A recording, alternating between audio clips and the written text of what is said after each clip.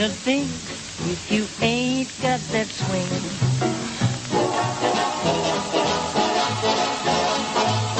It don't mean a thing, all you gotta do is swing.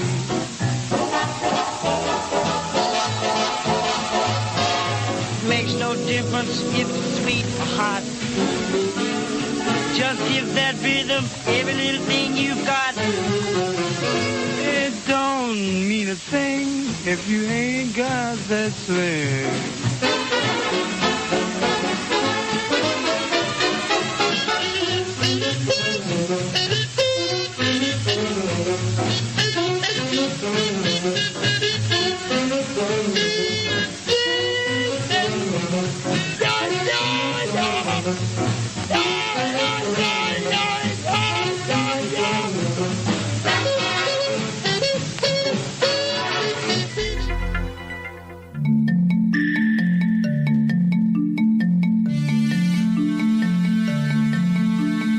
From Studio 401, it's the Stranger Than Fiction News right here on The Fringe FM. I'm Vance Nesbitt, and here's our headlines. An Ebola epidemic is thundering through a heavily populated province in northeastern Democratic Republic of the Congo and has sickened 18,077 people and killed over 1,200 as of May 22nd, according to the World Health Organization. Despite efforts of specialist medical teams, an effective vaccine and new treatments are being tested in the region. The outbreak already is the second largest on record, behind the epidemic that burned through West Africa from 2014 to 2016, killing more than 11,300 people. In its most extreme form, the viral fever leads to uncontrollable bleeding and death. Source: National Geographic Online. And the first human colonies on Mars will evolve into an entirely new species quickly, according to an evolutionary biologist. While most scientific fields are focused on making the possibility of traveling to and settling on Mars a reality, Scott Solomon, an evolutionary biologist and professor at Rice University, is contemplating about the planet's impact on the human species. An interview with Inverse, Solomon explained that there are various evolutionary changes in humans that could occur at a much faster rate on Mars than they would on Earth. Within a generation or two, he predicted that human colonies could already display changes to adapt to the new environment. Source: Tech Times. And 80,000 bees found inside a couple's bedroom wall. A couple living in the Spanish town of Pinos Puente had been unable to sleep due to the loud buzzing sound. The gargantuan hive was discovered after a bee expert was called in to investigate the noise. When he arrived on the scene, he found a hive so extensive that it had filled up an entire wall cavity with honeycombs measuring up to a meter across. Source: unexplainedmysteries.com. And the new 5G telecom radiation may be a manipulation of humankind. On July 14th of 2016, the FCC of the U.S. made space available in the radio spectrum for consumer devices to operate within the 25 gigahertz to 100 gigahertz of the electromagnetic spectrum. It went on to say, the Commission has struck a balance between the new wireless service, current and future fixed satellite service operations, and federal uses.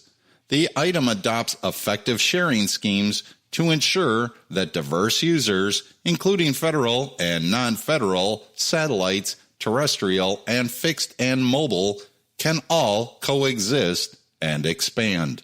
But nowhere in the document is mention made of consumer safety or well-being, because historically the FCC is not interested in matters of microwave radiation or consequent thermal and non-thermal effects on the population. the FCC works purely on behalf of the telecoms industry in granting them access to airwaves. No more and no less. Source, bendedreality.com. And time for a quick fun fact. Americans on average eat about 18 acres of pizza every day. Thanks for listening to the Stranger Than Fiction News right here on the Fringe FM. Again, I'm Vance Nesbitt, news anchor and sorcerer.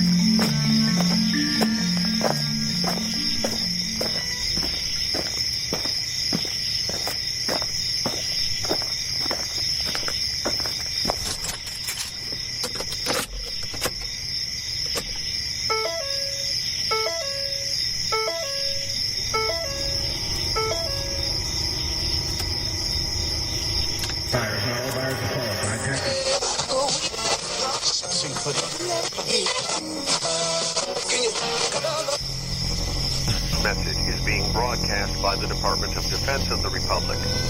At 2 a.m. Eastern Standard Time, multiple unidentified objects were confirmed to have entered Earth's atmosphere. Discovery Houston, 20 seconds to LOS speed rescue. Okay, nice. You're in orbit.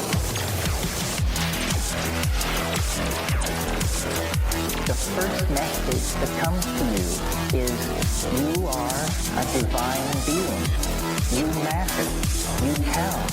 You come from realms of unimaginable power and light, and you will return to those realms. The vast stretches of the unknown and the unanswered and the unfinished still far outstrip our collective comprehension. 5, 4, 3, 2, 1. Broadcasting from Forest Tower Studios, all the way from the Deep South. Now, here is your host, Joe Root.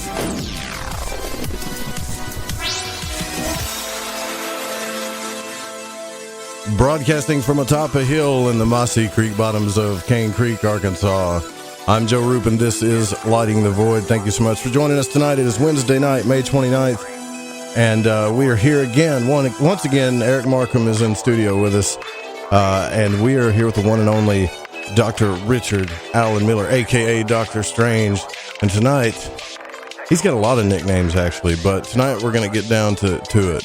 So this is going to be, actually, I've been waiting on this for a minute. All the stuff we've been talking about with the terraforming and planets. We're even going to talk about the Hadron Collider and all this new UFO news, and we're going to get into it. But the theme of tonight, actually, is changing the movie. Changing your reality with physics, magic, and so forth. And I want to thank all of you for joining us tonight. I also want to thank Nish for coming on the broadcast last night. Fascinating conversation. Got a lot of good feedback from that.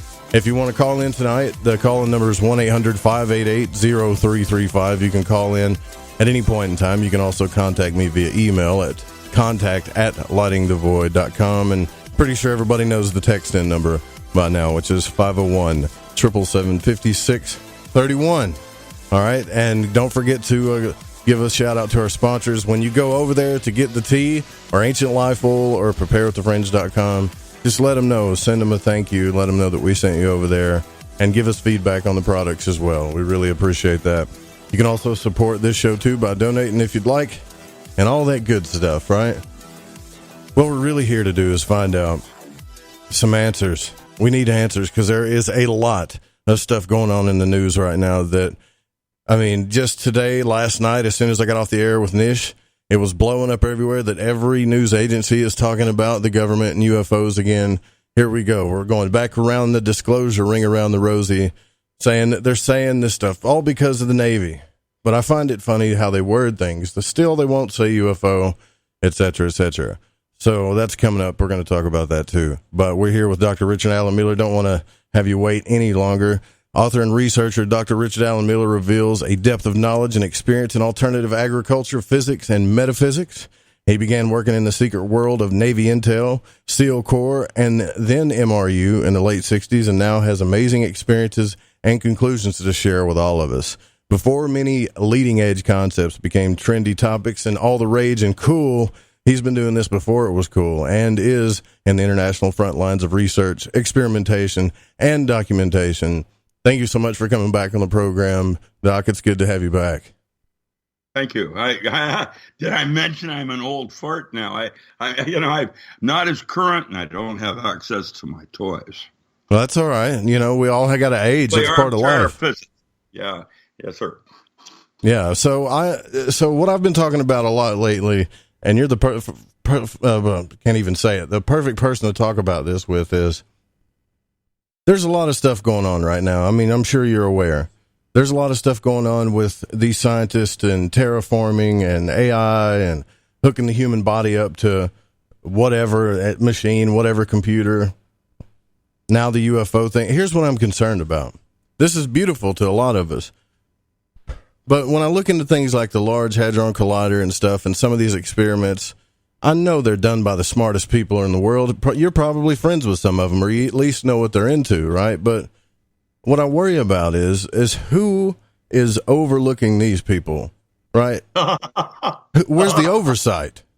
You understand what I'm saying? Absolutely. You have, let's talk about like nuclear energy. When they first turned on a nuclear power plant, they asked, well, how are we going to put all the waste? And don't worry, we'll figure that out before we need to. Exactly. Right. So we're in this like mad scientist world. And, well, here we are at the end of days, and nobody's got a solution on nuclear waste. And now they're about to create a wormhole. And what they're doing is basically CERN. They're trying to make a rapid transit system, from Zurich to Fermi Labs in Chicago. And who knows what's going to happen next, just like when they turned on the first reactor.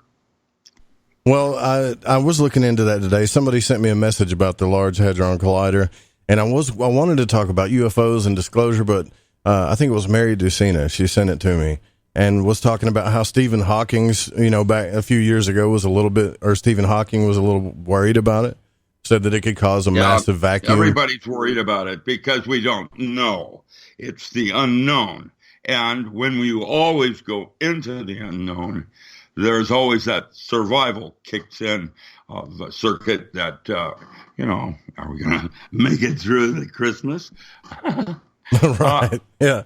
Exactly. Because you don't see, that's my point. Like, I love science. I do. And I know you do too.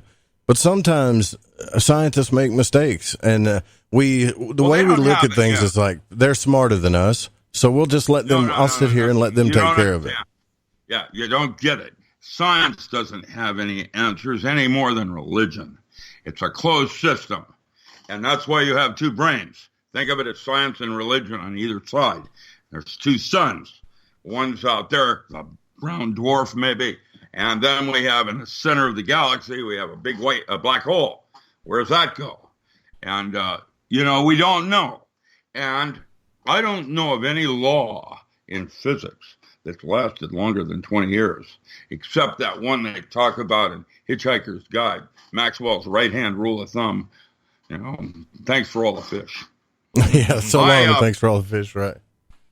Yeah, it changes. And today, we no longer are looking at a quantum universe. We're looking at it as a holographic system where space and time are constructs. They're not real. Now, what does that suggest? I remember in physics, the basics of physics is you start with assumed truths. Then you go to definitions. And assumed truth is the shortest distance between 2 points is a straight line. Now, today, we no longer, believe that may be true because of observations in solid-state physics, event horizons, precursor waves, what do they call those things, and time distortion. Time isn't real. Everybody experiences it differently. Children, are we there yet? Yeah, no doubt. Well, no, it's what I'm trying to tell you is time, even back in the early forms of man, defined it as a duration of consciousness. And so now we're back to a different system, okay, if we're not going to measure everything with space and time, one of the things that happens is when you define something from a quantum point of view, you lose information. That's Heisenberg. That means that the more you know about one thing, the less you know about something else. And so as you get more and more detailed, this is what happens when you go from an analog system into digital. And so we've said, okay, let's talk about information and its resolution. A simple example would be physical plane, and the emotional plane is how you feel about it. It's more detail. And so that's a different way of looking at things. That's holographic.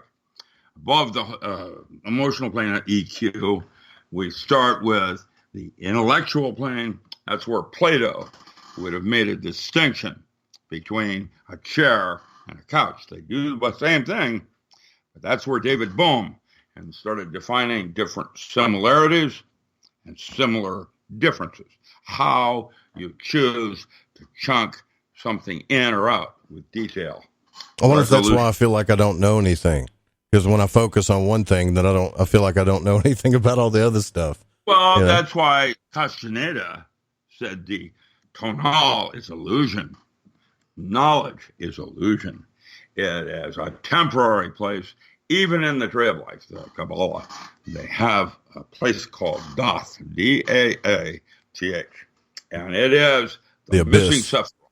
That is about knowledge. And that place is supposed to be temporary. It's in the middle of the Sea of Karansan, or illusion. And so, as a metaphor. And that's an interesting thing. What is your metaphor? What is a metaphor? Well, Gregory Bateson said, your metaphor, what is a metaphor? But to serve your paradox. Of course, I have two oxen in my meadow. Well, I'm just thinking, like, when you were talking about illusion earlier, the whole idea, so all of these news people come out and talk about UFOs, right? And that's what they're talking about. UFOs, the military says that there's UFOs, et cetera, but I mean, it's just before the launch of this TV show. So basically it's a press release, right? It's a press release. Then Luis Elizondo and Travis, or whatever his name is, from Blink-182, Tom DeLonge, Travis, whatever, right? They're going to do their TV show, and they're going to talk about how, you know, the military's been hiding UFOs and this and that. But anytime the military does an official release, anytime they come out and say anything, they always say advanced aerial phenomena or threat or UAP. They don't say UFO, and they're not going to say UFO, and they damn sure don't say aliens. And so, well, that's because what happens in Reno stays in Reno. Right. Exactly. So, I mean, so there's a lot of people saying, well, you know, it's official disclosure. But what about Werner von Braun? What about this whole manipulation between countries, the CIA, intelligence, all this other stuff? I like Dr. Strangelove, when the old Texans riding the atomic bomb, on down into the Russian capital. Dr. Strangelove. Yeah, we don't have a clue as a race what's going on. Individuals have access to certain kinds of knowledge, but here's the bad news. Each of us has a totally different concept of reality. And there are as many religions as there are individuals. The reason you go to a church, for example, is to find fellowship, to support a belief system. A belief system is arbitrary. If you'd been born in Iraq, you would not be a Christian. So how's that work? And one of the things I did was early on was train SEALs on Navy SEALs, how to change a belief system like you would a pair of clothing. Doesn't mean you throw it away. You can have a favorite sweater. You're just simply not going to wear it in the heat of summer. You put it in a drawer and you save it. But it's your most favorite way of looking at things. Now, that part is where the public at large has not yet learned how to train their mind. That's why saints all through history have stressed the importance of training the mind, meditation, to actually, control your thoughts. Because I'm going to say it like this. Man has a responsibility for the thoughts he chooses to entertain. Imagination is if. Imagination is reality. And are they aliens good, bad, or ugly? And the correct answer is yes. Yeah, right. Either doesn't matter. Whatever you believe is the correct answer, right? That's what it seems like. That's what your upper brain is for. The one you associate with the mind is there to make all your belief systems true. I wouldn't have seen it if I hadn't believed it. That's why you try to work with instinct, the lower brain, your gut instinct. That brain is outside space-time. That's okay, the then. one, when you tap into that, you don't make any mistake. Well, what about collective consciousness then, right?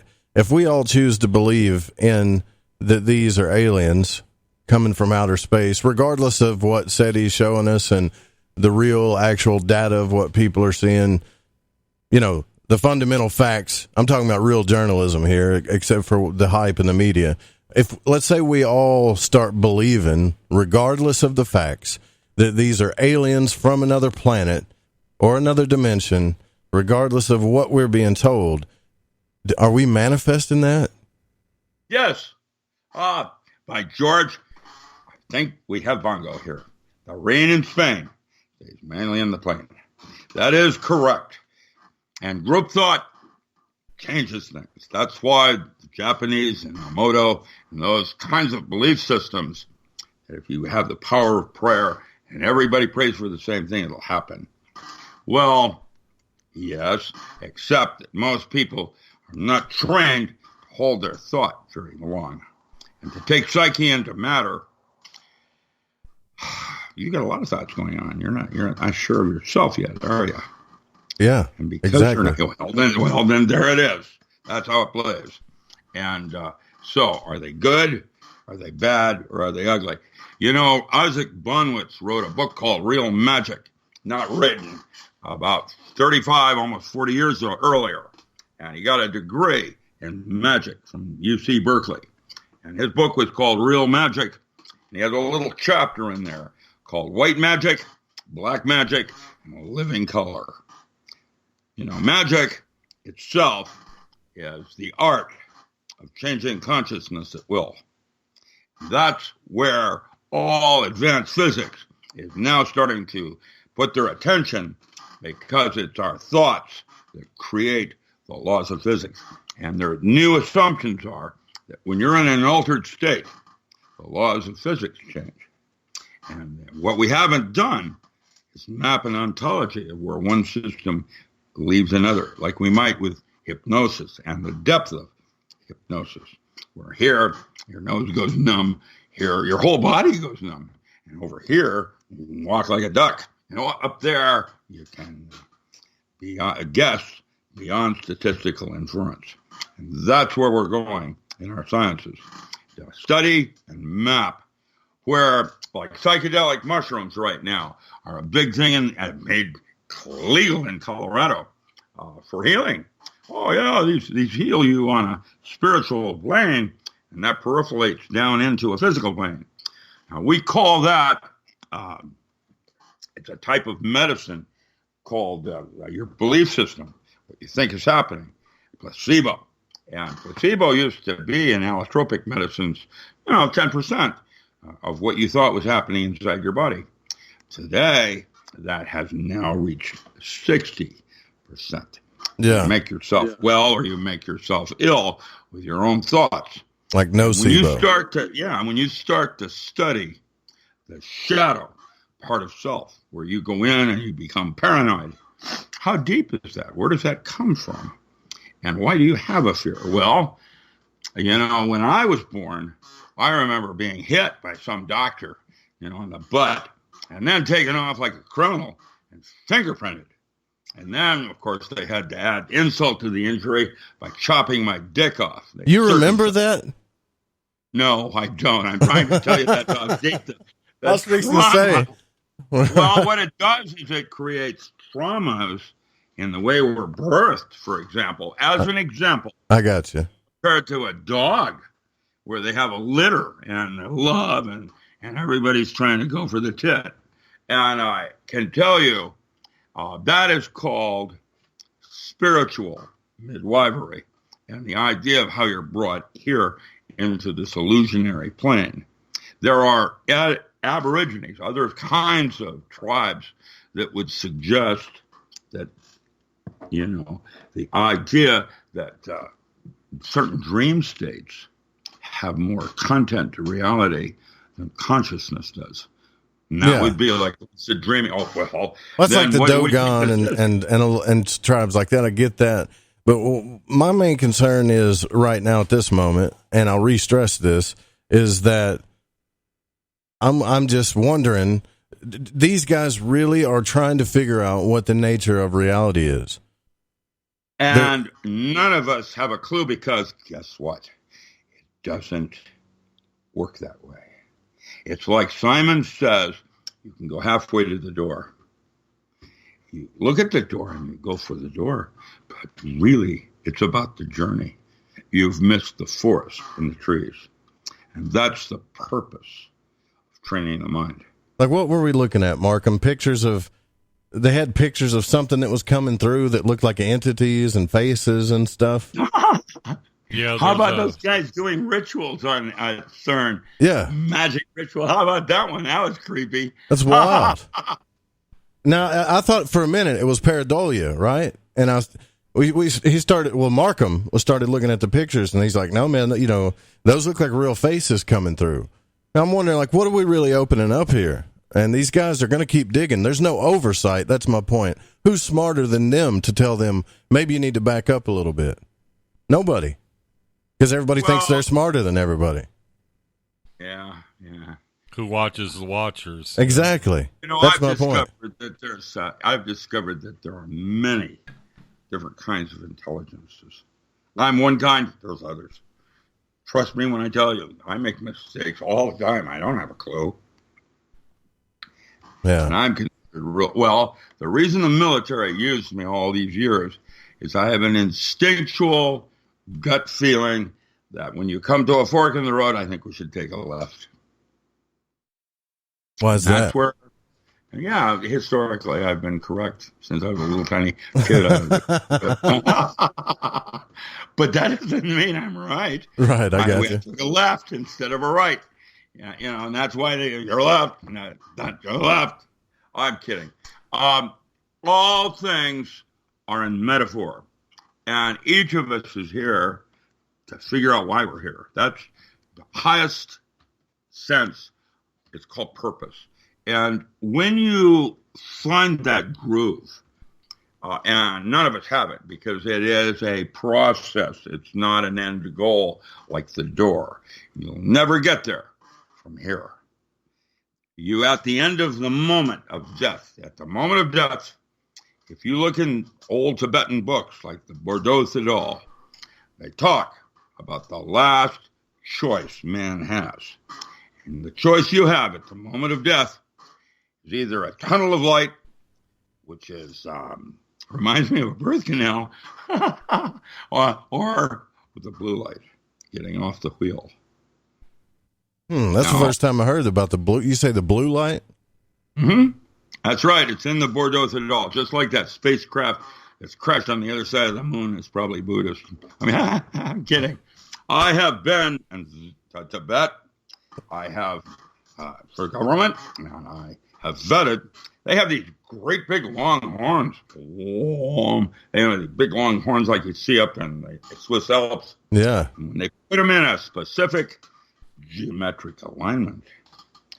It so compresses the air with that bandwidth that large stones start to float on the air, and you can push them with a single finger. I've seen that technology. Now, that means that previous technology, we've been here before. You've seen people floating rocks with sound, like big rocks? In Buddhist, up in Tibet, yes, sir. Wow, that's incredible. And that is a technology that is talked about in the Bible. The walls of Jericho. It's called the Sefer Yetzirah, the Book of Formation. Right. Okay, so the Bible could be looked at from one point of view as a book on science. Yeah, I know. I was reading Manly P. Hall, and he said, he wrote that book, The Occult Anatomy of Man. He said that what he said is that there's 7 seals of divine revelation in the Bible, and these 7 seals are interpretations. One could be astrological, one could be chemical, the other biological or physiological. And he was just trying to get people to look at the metaphors, like you're talking about. The metaphor part of that is the Kabbalion, and that's the Christian versions, if you will. But actually, when you go to Theosophy, what was Manly Palmer Hall? He was under Blavatsky, and they were trying to find a way to unite Eastern thought with Western thought. Yeah. And the Upanishads and the voice of the silence is part of meditation that I experienced right out of grad school. I joined a group called Satmat. I'm a satsangi. I meditate, and I've been training my mind since the 70s, and have experienced the sound in the right ear, known as the voice of the silence, the lost chord. That's what the Moody Blues sang about. Interesting. And you have in times of Terence McKenna, they might have called that zero-point energy and the resonance of the hydrogen atom. Now, I don't know about those things at this point, but I have personal experience of the distinction between astral projection and soul travel. Yeah. Okay, well, I've been there. I've done that. Me too, only once. And I don't know what it means yet. And that's a process. You're not supposed to know. You're supposed to experience like God. God's definition is that which cannot be known. You can experience God. Let me give you an example. Is that fence over there, is that a white fence or a black fence? And the correct answer is yes. Because you can't see the other side of the fence. You are making an assumption. Okay. All right. So now we're getting into something. I know we got to take a break here, but you guys have heard me on the show time and time again saying that we're not going to be able to change anything on Facebook or becoming a social justice warrior. We're gonna be able to change this through consciousness, and I believe we're getting somewhere, and I think the doc agrees with me. We'll be right back with Dr. Richard Allen Miller. Don't go anywhere.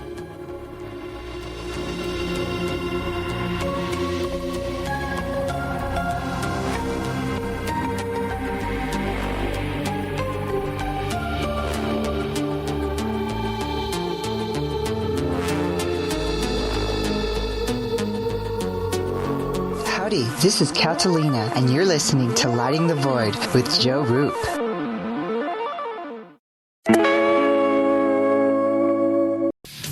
We all have that story to tell in our lives. The winds were howling, the ground shook, you could hear rushing water, and then history repeats itself. When there's no power, refrigeration fails, stores with their shelves strip bare, ATMs can't operate, deliveries stop.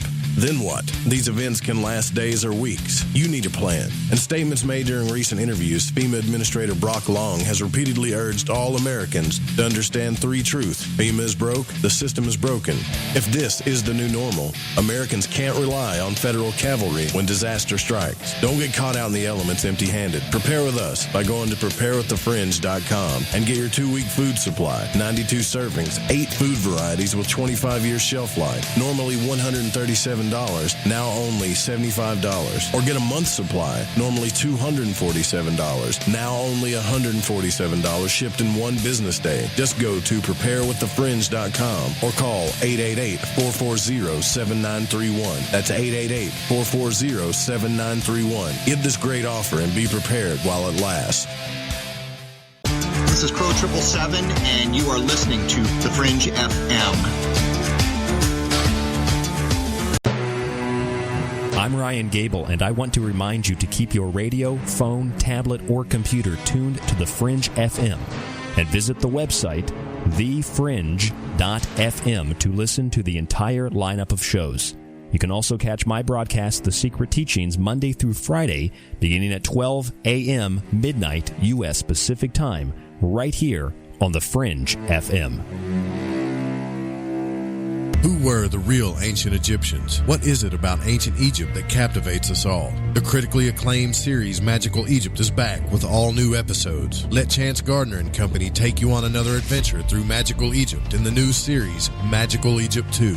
Magical Egypt 2 attempts a forensic reconstruction of the science of the ancients through a study of ancient aesthetics. Also, the best researchers and authors in the field like John Anthony West, Graham Hancock, Laird Scranton, Robert Duval, Lon Maladuquette, Aaron Cheek, and more join together to explore the topics of the esoteric and the hidden messages of the ancient Egyptians. Just go to magicalegypt.com right now and put in the code word FRINGE and get 10% off any download or order, including the groundbreaking original Magical Egypt series, as well as the new episodes in Magical Egypt 2. Also, check out the great work and the companion series at magicalegypt.com. Click the banner on the Fringe FM or go to magicalegypt.com and use the code word FRINGE and get 10% off your order today while it lasts. Get the Tea is the #1 cleansing tea in America. We cleanse you with organic ingredients, and when used daily, you can increase your energy. Cleanse from intruders that set up camp in your colon. Cleanse your colon and feel the difference. Colon cleanses can be uncomfortable. Not Life Change Tea at getthetea.com. Life Change Tea is mild yet truly effective. Cleanse your insides every day. Easy to make, easy to use, and feel the results. Are you sold? Okay, then here's how to order. Log on to getthetea.com. That's getthetea.com. Look for our specials on the front page. Get the Tea also carries top-rated supplements for those who care about their health naturally.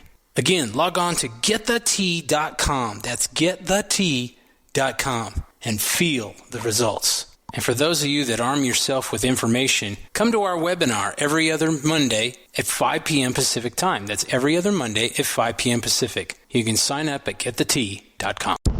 Are you intrigued by Paranormal Talk Radio? You'll love the new Paranormal Radio app from TalkStream Live.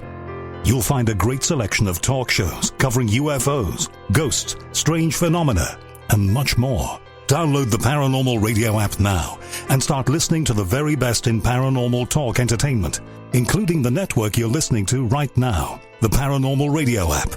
Free in Google Play and the iOS App Store. Hey, is that a new music app? Yeah, check it out. Surfer Music Discovery. It links to thousands of online stations, but the twist is you see the song names and artists that are now playing live. That's different. No guessing. Looks like a waterfall of music. So many formats. Rock, oldies, country, R&B, jazz, and a whole lot more. How's that spelled? Surfer. S-U-R-F-R. Is it expensive? It's free. No need to sign up or sign in. Get the Surfer Music app free from Google Play or the App Store.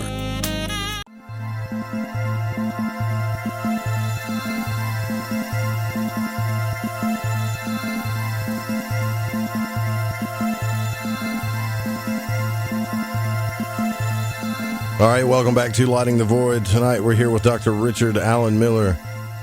Listen, all of the stuff that we talk about on this broadcast, from the very beginning, the answers, I would say, and some believe, and many believe, the answers lie within Dr. Richard Allen Miller's work. He wrote extensively on many things like metaphysics, the mind, brain drivers, botany, plants, everything. You name it, it's there. RichardAllenMiller.com. He's also got courses on metaphysics, the same course he taught in the colleges as well. And it's every time I talk to you, when we get done talking, Doc, I have to go back and listen. And my listeners say that too. I've got to go back and listen like 3 or 4 times to catch up with everything he was saying. It's almost like to us, you have all of this stuff figured out in your mind, and it's almost like that you can't say it all. So you even sometimes you speak in metaphor to try to explain 4 or 5 things, the fundamentals of 4 or 5 topics. I'm starting to understand. I'll give you an example of that. Yeah, I'll give you an example of that right now. Here it is. I said earlier in the show, Gregory Bateson, what is your metaphor but to serve your paradox? And then I said I had 2 oxen in my meadow. Right on. Sleight of hand, that's called Legerdemain. That's magic with a C. Magic with a K is sleight of mind. And we'll do a little Twilight Zone thing here now, where I try to speak on several levels so that I'm talking directly to you. Marcus, that works for me. And I'll start with this one. I've talked about interfacing between the physical world and the spiritual world. Now, I honestly don't believe that we can do that physically, right? I don't believe we can do that. I've got a good one. Let me do this one. Okay. Dean Martin. I've got a good one for you. Dean Martin says, I'm not an alcoholic. I'm spiritual because I don't drink alcohol. I drink spirits. That's pretty funny. But I don't believe that we can do what these guys at the Collider are doing. I think they're going to dig and dig and dig till they blow something up.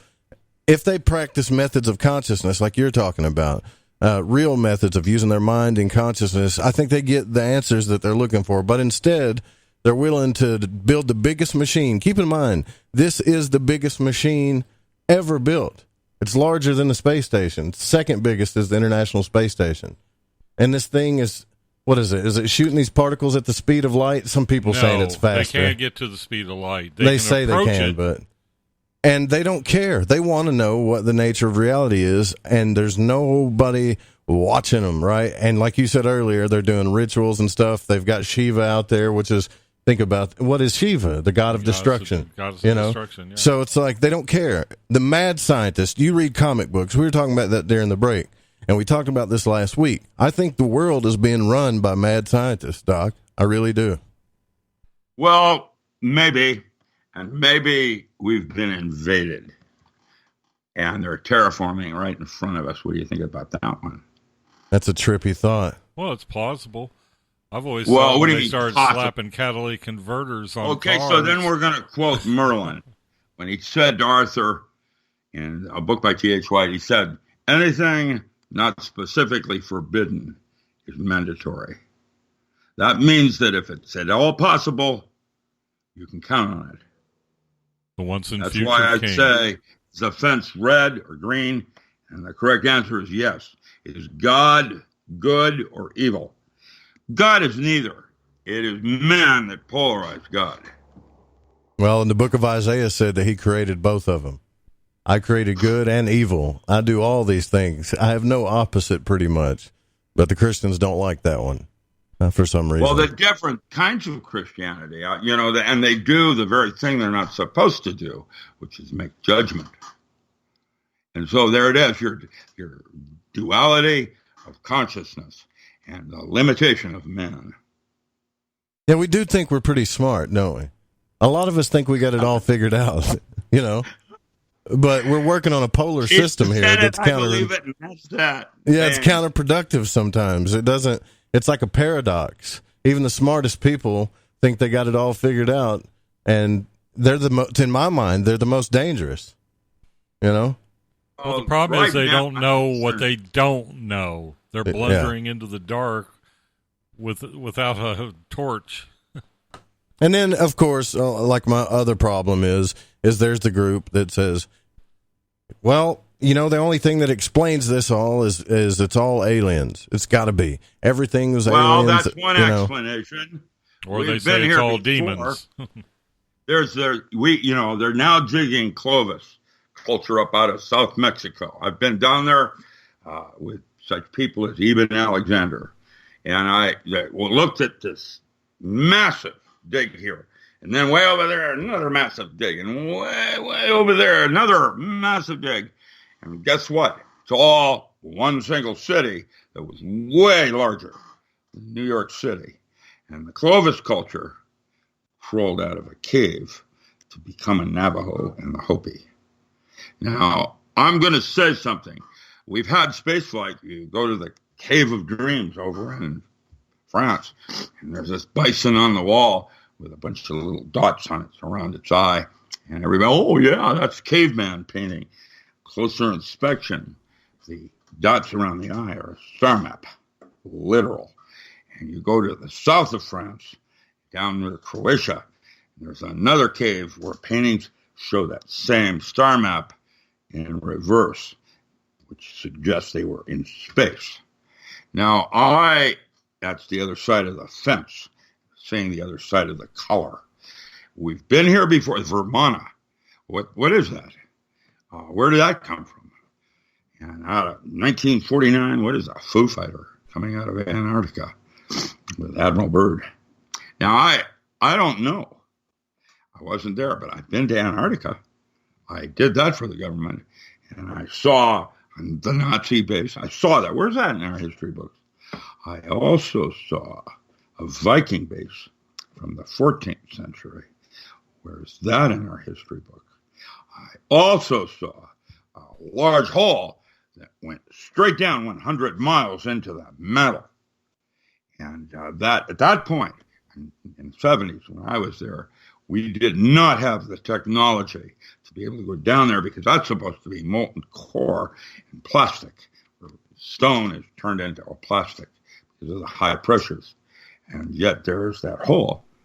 And when Buzz Aldrin went down there a couple of years back, why did he do that?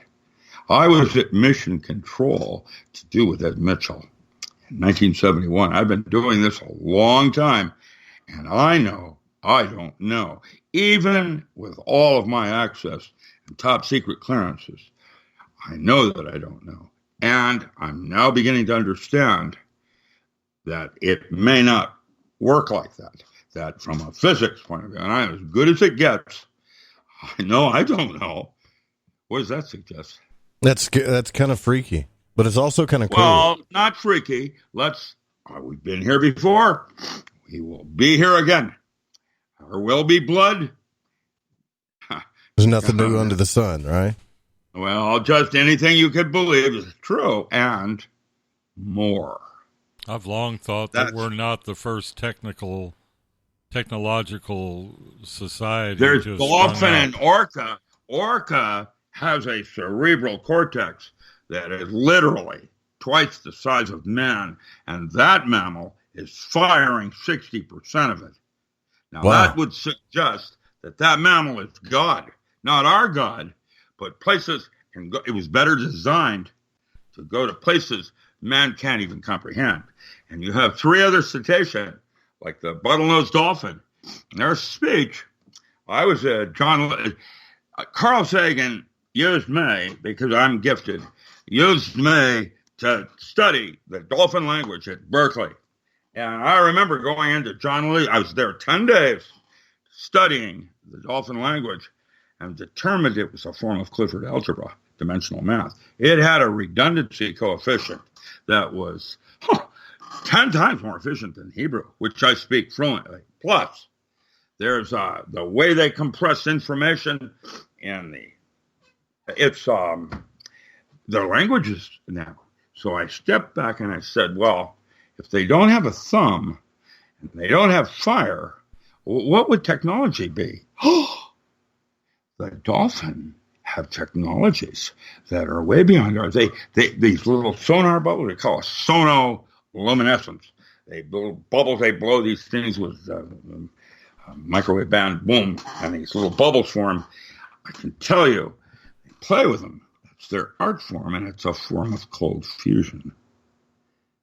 Now, that's pretty trippy. So you're telling me that it's possible that the dolphins have tapped into technology that's cold fusion. That we ain't even figured that out, have we? Food chain has it. No. Oh, and by the way, Bob Dylan said, quote, everybody's got to serve somebody. It's time we wake up and begin the process of training the mind, because that's the only way we're going to evolve. And that's what I've been writing about since I came out of the crib. I'm a polymath. I'm your MacGyver for the military. That's why I'm into plants and natural foods and, doing what I do. I have a 9-volume encyclopedia on alternative agriculture. I worked for Henry Barth. When I left the military, I told him I'm going to be a mountain man. I'm going to learn how to farm. He flew all the way over from Nuremberg. At that time, he was in a class action suit with Augie Bush. He does all the hops in the world. And so I was given 28 farms in 4 states and deep pockets for money to figure out how to grow alternative ags, spices. By the way, just FYI, the country that controls the spice trade controls world trade. Everybody thought that was going to go to Hamburg when Hong Kong closed down. It didn't. It went exactly where I thought it would go, which was in BC. Now that is your new Hong Kong. And if you look at Abbotsford, that's where your AI things are going on. That's where all your advances in serious stuff are going on up in Abbotsford, that whole region up there. That's what's happening. Now, I can tell you I don't know how it's going to play, but I do know that it's going to be an interesting ride, and you have a choice on how to see if it's a good thing or a bad thing. Your glass half full, your glass half empty. And I quote one of the Beatles when he said, everything works out in the end. If things aren't working out, it's not yet the end. Well, it's definitely not yet the end, because we don't know when it comes to, look, I'll say this again. When it comes to the UFO thing, the stories are cool. The movies are cool. The subject matter is cool, right? It is. The stuff we talk about is very interesting. But Alien versus Predator. Right. But when you look into things from a journalistic point of view, and I've really been working close, like listening to Tim and looking at what he's been looking at from UFO seekers, there's a lot of media manipulation going on. There's a lot of narratives being told for marketing reasons, period. That's it. Press releases, marketing reasons. We're launching this. We're going to talk about this. And meanwhile, we don't get many answers from the military or the government. All we know is they got a space force. They got space weapons, right? And the scientists and stuff they're wanting to terraform. The main rocket systems, space systems we got now are from private companies owned by Elon Musk. NASA's working on going from the moon to Mars, or at least they tell us that that's what they're going to do. And so we're constantly, like you say, Doc, we're making up our mind to what's going on. We're telling each other what's going on, because it seems to me that journalism is just too damn hard for people nowadays. I don't know where to go with that. I can tell you that unlike Molnar, the truth is not out there.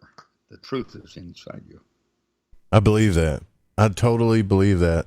Because I think if we practice methods of consciousness exploration, I sound like a broken record when I say this. I feel like a broken record. But well, consciousness exploration is the only true power we have to change things. What I'm doing right now is I'm learning how to map the release of specific neurotransmitters in my mind, rather than take drugs. See, when you take a drug, it's a lookalike chemistry that is just slightly different than your neurotransmitter. And it's a toxin, like lysergic acid diethylamide. It's broken down in the urine in the body in less than 20 minutes. And the 20 hours of reaction is the brain's over-response with lysergic acid diethylamide. And the hallucinations are done by yourself. And when you do that, you have changed the movie, because what lysergic acid amide's for is to connect one dot with another. Which ones do you want to connect? It turns out that's arbitrary. You mean it doesn't matter, right? Well, it might to the physical plane and kill you, but no, it doesn't matter, because death isn't what you think it is either. All right, then, okay, if you want to bring that up, then let's talk about this. I've had a few guests on. For the first time in my life, I talked to some fantastic guests that wrote books like Dick Kahn about DMT and his occult journey and stuff, and these guys really believe with their whole heart that dimethyltryptamine is the spirit molecule that breaks the veil. No. Yeah. That's Rick Strassman. I was in the lab with more. Delgado was in this lab next to me doing chip implants until he went back to Yale in rhesus monkeys. And Dr. Moore was doing ketamine, telepathine, and BZ. Now, BZ gas. And I'm not even going to tell you what I was doing in anesthesiology. However, the spirit molecule, dimethyltryptamine, you feel a chill going up and down your spine. That's Gopai Krishna and Sri Aurobindo. Right about that. Now, that molecule is there. I did a paper with a Nobel Prize winner, Robert O. Becker, on how to use that chill to regenerate nerve tissue rather than glial cell for nerve repair in the body. That would suggest that aspect, that one little thing that does, is to, actually in the neural cavity, you can generate through nerve tissue and regenerate severed nerve trunks. I did it on clinical operations, and it's the biological function of the third eye. And now I can tell you there are basically there's 8. I have chosen 8 different neurotransmitters. There's more, but those are the ones I'm using as a hierarchy in the model I'm using, which is Leary's neurologic circuits. I met Tim and had an experience that changed my life. As a scientist, I have been interested in inner space over outer space in all of my studies since that event in 1964. And I am here to tell you that I don't know, but I'm on the verge of changing things. I just 2 days ago got down into the deep of what the shadow is. And the shadow is the place where all your fears come from. And I can tell you it's the Jungian psychotherapy. In order to see something evil or wrong in someone, has to exist inside yourself first. You can't see it otherwise. And that's the so-called lighting of the void. My thought went that way. When I said lighting of the void, I said, oh, light seeks the darkness. But the two are the same, like a cavitation ball. And you have a membrane where the light touches the membrane and it reverberates into the darkness and the likeness of that. Now, that's a model that's currently being explored at MIT, Mark Leclerc. And I can tell you the cavitation processes are the new direction in cold fusion process. You can see it in a wave. And why the exclusion zone water, when water touches anything, holds a memory. It changes. And what you actually have touching the air is H3O2. Just like when a drop of water hits a large pool and goes poip and goes down into the pool, bounces back up again. When it bounces back up again, it is no longer a drop of water. It's a bubble that has captured the medium in which it was falling. And inside that is Roger Penrose's universe called torus twistor space, to be distinguished differently than Stephen Hawking's. Now, when you look at these things as models for trying to understand how you're going to measure something or reproduce something, those are nice keywords in physics. We're at a place now where anything is possible. Where do you want to go?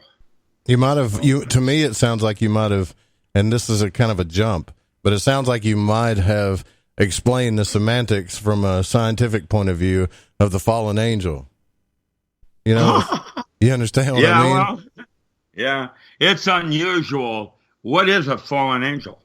Well, we watch the wars in heaven, in our biblical things, where Michael is at battle with Uriel. And these are the Nephilim and the, I don't even know what Anunnaki is. I did a show with BBC. But I did a show with BBC where I offered a theory on what the Nephilim are. Listen, they found this giant skull in 1812 in Pennsylvania. I've got news clippings of it. I went to the Smithsonian, and they wanted to know where did this skull go? It's no longer there.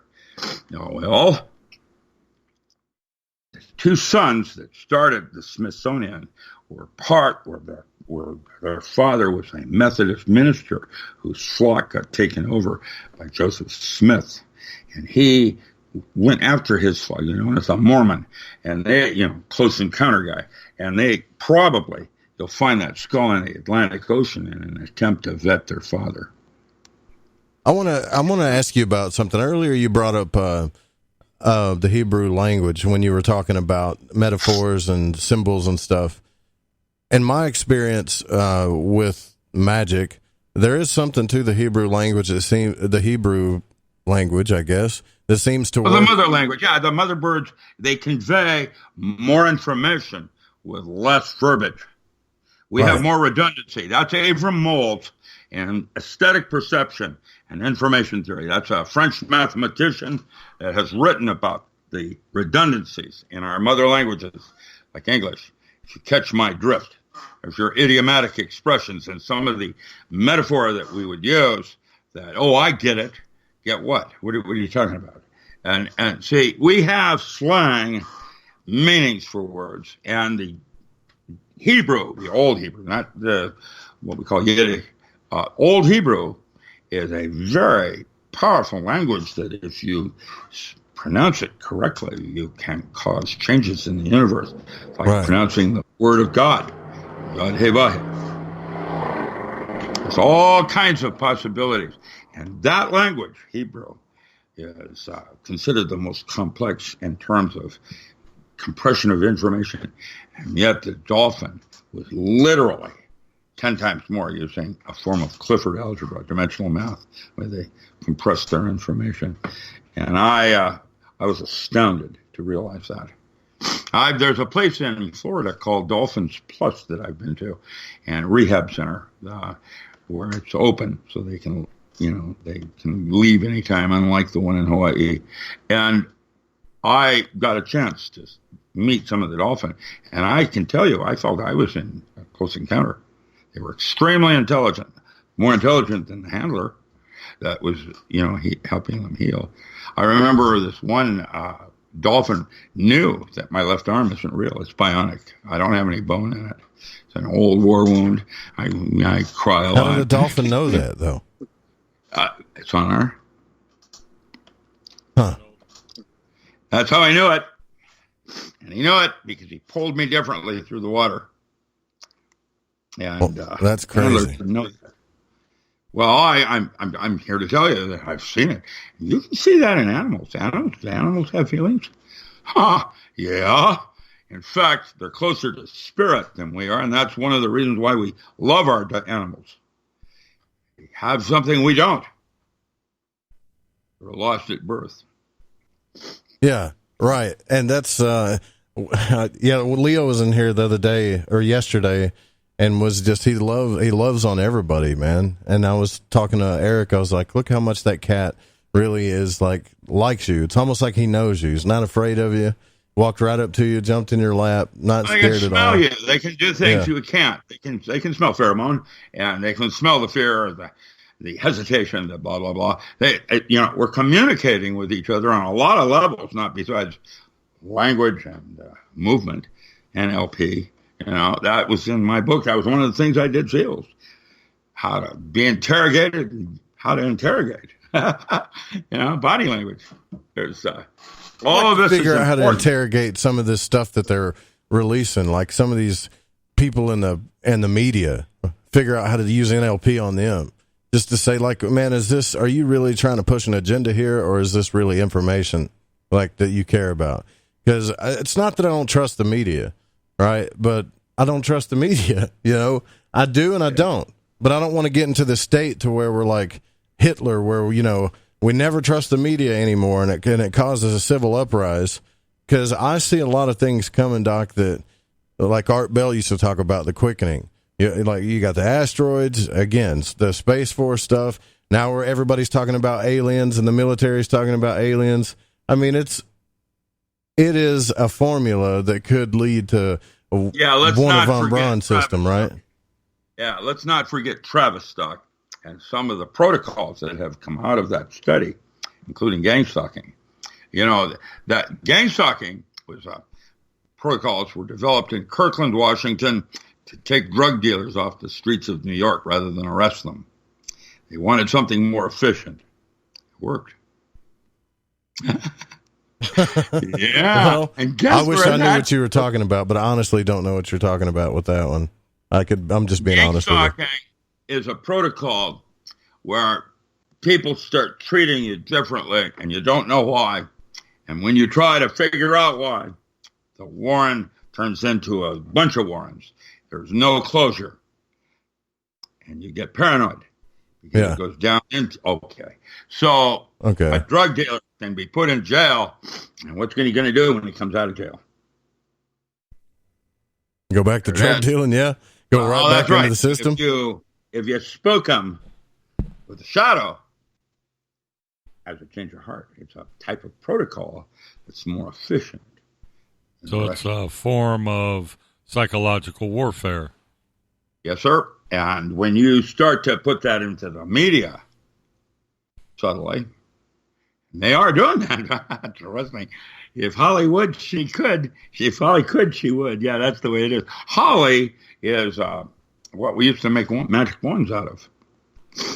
And if you say it on TV, that's what makes it real. Like ancient aliens? Yeah, whatever. I'm writing a screenplay. I did the early X-Files, by the way, for Fox. I wrote the workup. I wouldn't move to Hollywood, so I brought Carter in, and I was used as advisor up in BC. I can tell you that I wrote a screenplay called The Domes of Mars. But in order for it to fly, I'm going to have a news release showing a geodesic dome being printed with a 3D printer using porous concrete. And once you see that happen, the Domes of Mars becomes a reality. Well, that's coming. I have no doubt about it. I know we're gonna be on the moon by 2028. I have no doubts. Like a base, if they don't already have one. The big problem with the moon is getting across the Van Allen belt. And let me tell you, the mice experiments that have been sent to Mars, nothing arrives alive because of the gamma rays. There is, at this moment, no shielding for high energy gamma rays. That just penetrates everything, and nothing lives. So how do you get there? Well, a rapid transit system might work, kind of like what they did in China. Or they got to just make a wormhole from one place to the other. Yeah. Well, that Van Allen belt thing is controversial too, because some people say it's not dangerous or it don't even exist. Like, didn't David Adair say it wasn't a problem to get through that? Right. Yeah. So it's like everything's on the. When I was a kid, there wasn't this many questions, right? Now everything's questionable. Did we go to the moon? Is there really aliens? Are we really terraforming? Is space fake? Is the Earth flat? I mean, it's getting crazy, man. Listen, if you assume that space is curved, and it is for the current models in physics, okay, I can, with very simple mathematics, prove to you that the Earth is flat. However, is it flat or round? And the correct answer is yes, because it's both in terms of your definition of what space is. Space is a concept. It's not real. That's where you have to start your physics. Like this whole thing is a flat illusion right now. You and I talking all this stuff. If you look at it this way, these doors are open. If you look at it that way, these doors are open. And behind door number 3 is... it's crazy. You have choices. That's what it's about. I do wonder about that. How, like, SETI, right, can look out into the universe and, okay, we've picked up a couple of radio signals. We don't see any flying discs. We're not picking up any of this stuff. Yet here on Earth, there's spaceships. They're everywhere, right? Flying discs, triangles, and saucers and stuff. And the one biggest thing I think they found really was Oumuamua. They're still talking about that today. Could be a spaceship. Don't really know. And I wonder sometimes if this stuff isn't coming through interdimensionally, right? Like, if we're looking out in space and there's really nothing there but just a bunch of dust and comets and asteroids, but here on Earth we're seeing all this stuff because there's so many people that see it. I have to believe that some of them are being honest, saying, really seeing this stuff. Then maybe it's right. Maybe it's just a construct that's all in our mind, and we're just seeing all this stuff, and we call that star a gas, or that's made of nitrogen, but it's really just nothing, I wonder about that. Well, that's psyche into matter. My girlfriend, for example, has just recently started seeing ectoplasm. We'll be watching TV late at night, and all of a sudden she'll see this fog that's moving toward her. and it passes right through her. She doesn't feel fear. She doesn't know what it is. And what is happening is that she is beginning to see things that she had not seen previously. And so are you. Ah, okay. Well, I saw a bunch of stuff when I was a kid. You brought that up earlier, right? And it's gone. That stuff's not around anymore. And I asked Nish last night, I said, I think because we had a guy on here, Miguel Connor, we talked about the Gnostics and the Archons and stuff. And I said, I feel like there's something that is trying to instill fear into children. Like, why are kids afraid of snakes before they even know what the hell a snake is? Fear is the first enemy. Once you overcome fear, you have personal power. That's Crowley. Yeah, and I don't know if you knew this, but I helped ghostwrite Tales of Power. At that time at Berkeley, Castaneda was having a meltdown, and Simon & Schuster needed that fourth book out. And so they contracted a bunch of us. And that's where I defined the Nagual of reality is that which cannot be known. It sounds like Tao. The Tao is central tenet. That which is the Tao cannot be defined. That's right. It can be experienced. Well, that sucks. God. Like, honestly, maybe I'm just being a baby and jumping up and down because I'm not getting my way here. But I don't want to live Smoking cigars. Yeah, it's kind of like, well, what is reality? Well, what is this? It's all a bunch of existential nonsense to me because it's not nonsense. I don't mean it that way because it could be right. But I know exactly what you mean. But then we're all nuts. Then we're all insane, believing that we're not. If that's the case, then everybody walking the face of the earth is insane. That this is real. We're insane to think that consciousness is real.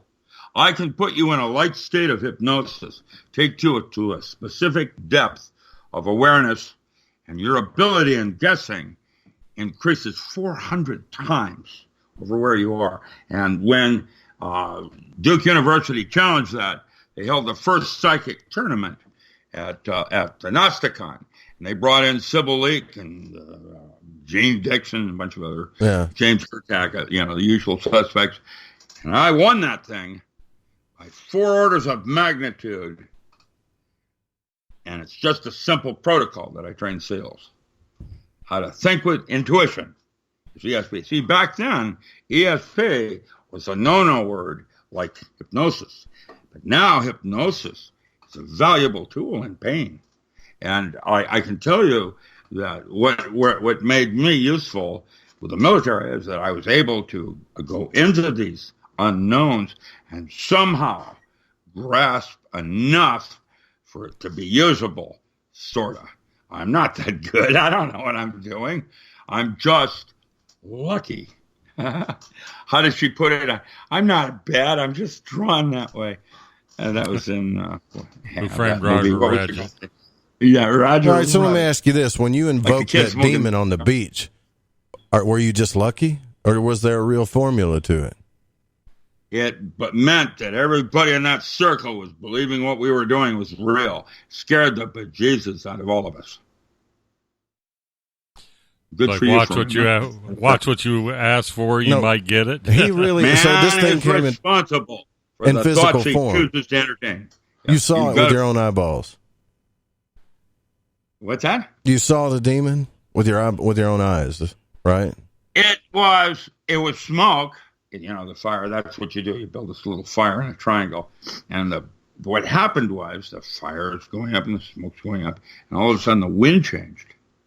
At that moment, and the wind shaped it into something, and then back to normal again. It creeped me out. There it is. It happened. Yeah, that's what a lot of them say. That I believe. I don't know. I've had guys come on. I wouldn't have seen it if I hadn't believed it. No, I believe you. Okay. I mean, I had a freighter. I forget his name, but he came on here. I'll think of his name in a minute. But he came on here and said that he saw angels and demons when he was invoking in his temple. Right? He physically saw them with his own eyes. And I asked him. I said, "Well, if I would have walked in the room, would I have seen the angel that you invoked or the demon? And that's he said, a question I've said too. If you were a staunch Christian and two aliens walked in, could you see them? Yeah. Belief systems are very powerful. Beliefs are tools that are tools in a toolbox. They're not absolute givens. They're useful tools. You need to learn how to use those tools. And the only way you do that is by training the mind. Literally. Hold it true. Hold it tight. You are responsible for the thoughts you choose to entertain. I wonder if sanity is just really on the thin. If you think, the more I think about this, and he always gets me to thinking about this stuff, sanity, right? Is sanity really on thin ice? If you really get to digging in this stuff, it gets thin, Or a bunch of psychotic episodes. There it is. That's what life is. I'm just a sailor out there in the sea trying to navigate my way home. Yeah, I know, and I know that when we talk. I try to talk about one or two subjects when I have a guest on. When I have you on, we talk about everything. But for some reason, when you write, it's different. Like you can write books upon books about one subject. Wonder why that is. But when we have conversation, we're all over. It's not. I don't mind being all over the place because all of this stuff is what I care about. But there's something about the creative process that really gets, I think, really tunes you in. I think you have a really good mind, and I like to play with you. And I like to play. I'm a little kid. I'm a brat. But here we are in the sandbox. So what do you really think? I mean, when it comes to like this article, I have no question in my mind that we have not yet. We've been invaded. So they've been exactly here. What I'm talking about before I even say it. I don't think we were. I think we were manufactured. I think we are a hodgepodge. What blood type are you? There it is. Read it and weep. I don't know. Genetics, epigenetics, the external effects. We have a into the out of.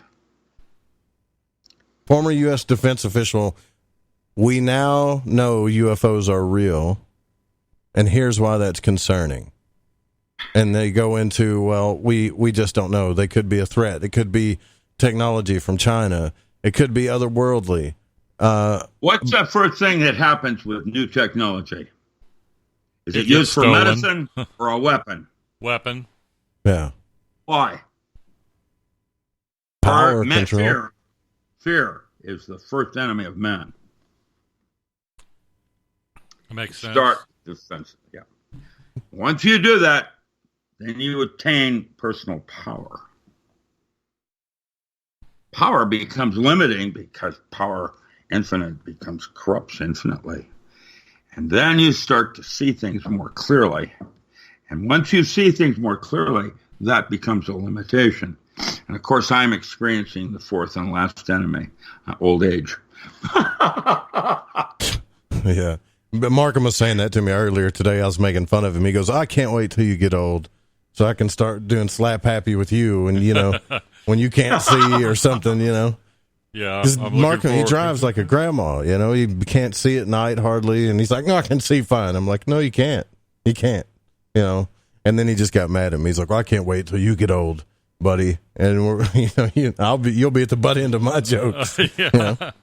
But yeah, okay, so some of this stuff it's like clickbait. This is the title, and this is my point. You click on it, you play the thing, and it's some guy talking about UFOs, and the military saw this, and the Navy, like you said earlier, you guys in the Navy have been seeing UFOs forever. Right? Yeah, I saw a USO when I was on the Nimitz back in the 80s. Yeah, but when the military, it's like everybody's screaming official disclosure, but when the military actually comes out and makes a statement, they never say UFO. Never. Plausible deniability is the key word there. UAP, A-tip, can I buy a Val Pat? It's like, just say it. Say it's a flying object that you don't know what it is, and that it could possibly, to me, if the military would say these things verbatim, these things could possibly be from other places besides this Earth, then we have disclosure. Here's one for you. Have you ever been in a jet, let's say a real jet, where you're pulling Mach 3 in a curve? Now, at Mach 3, yes. you're 3 times the weight, and some people black out. Now, when you watch a UFO, that can pull Mach 20 in terms of the way it moves from this place to that place and how quickly it changes. And that means it's a different kind of technology than propulsion. Now, magnetic monopole. I'm sorry?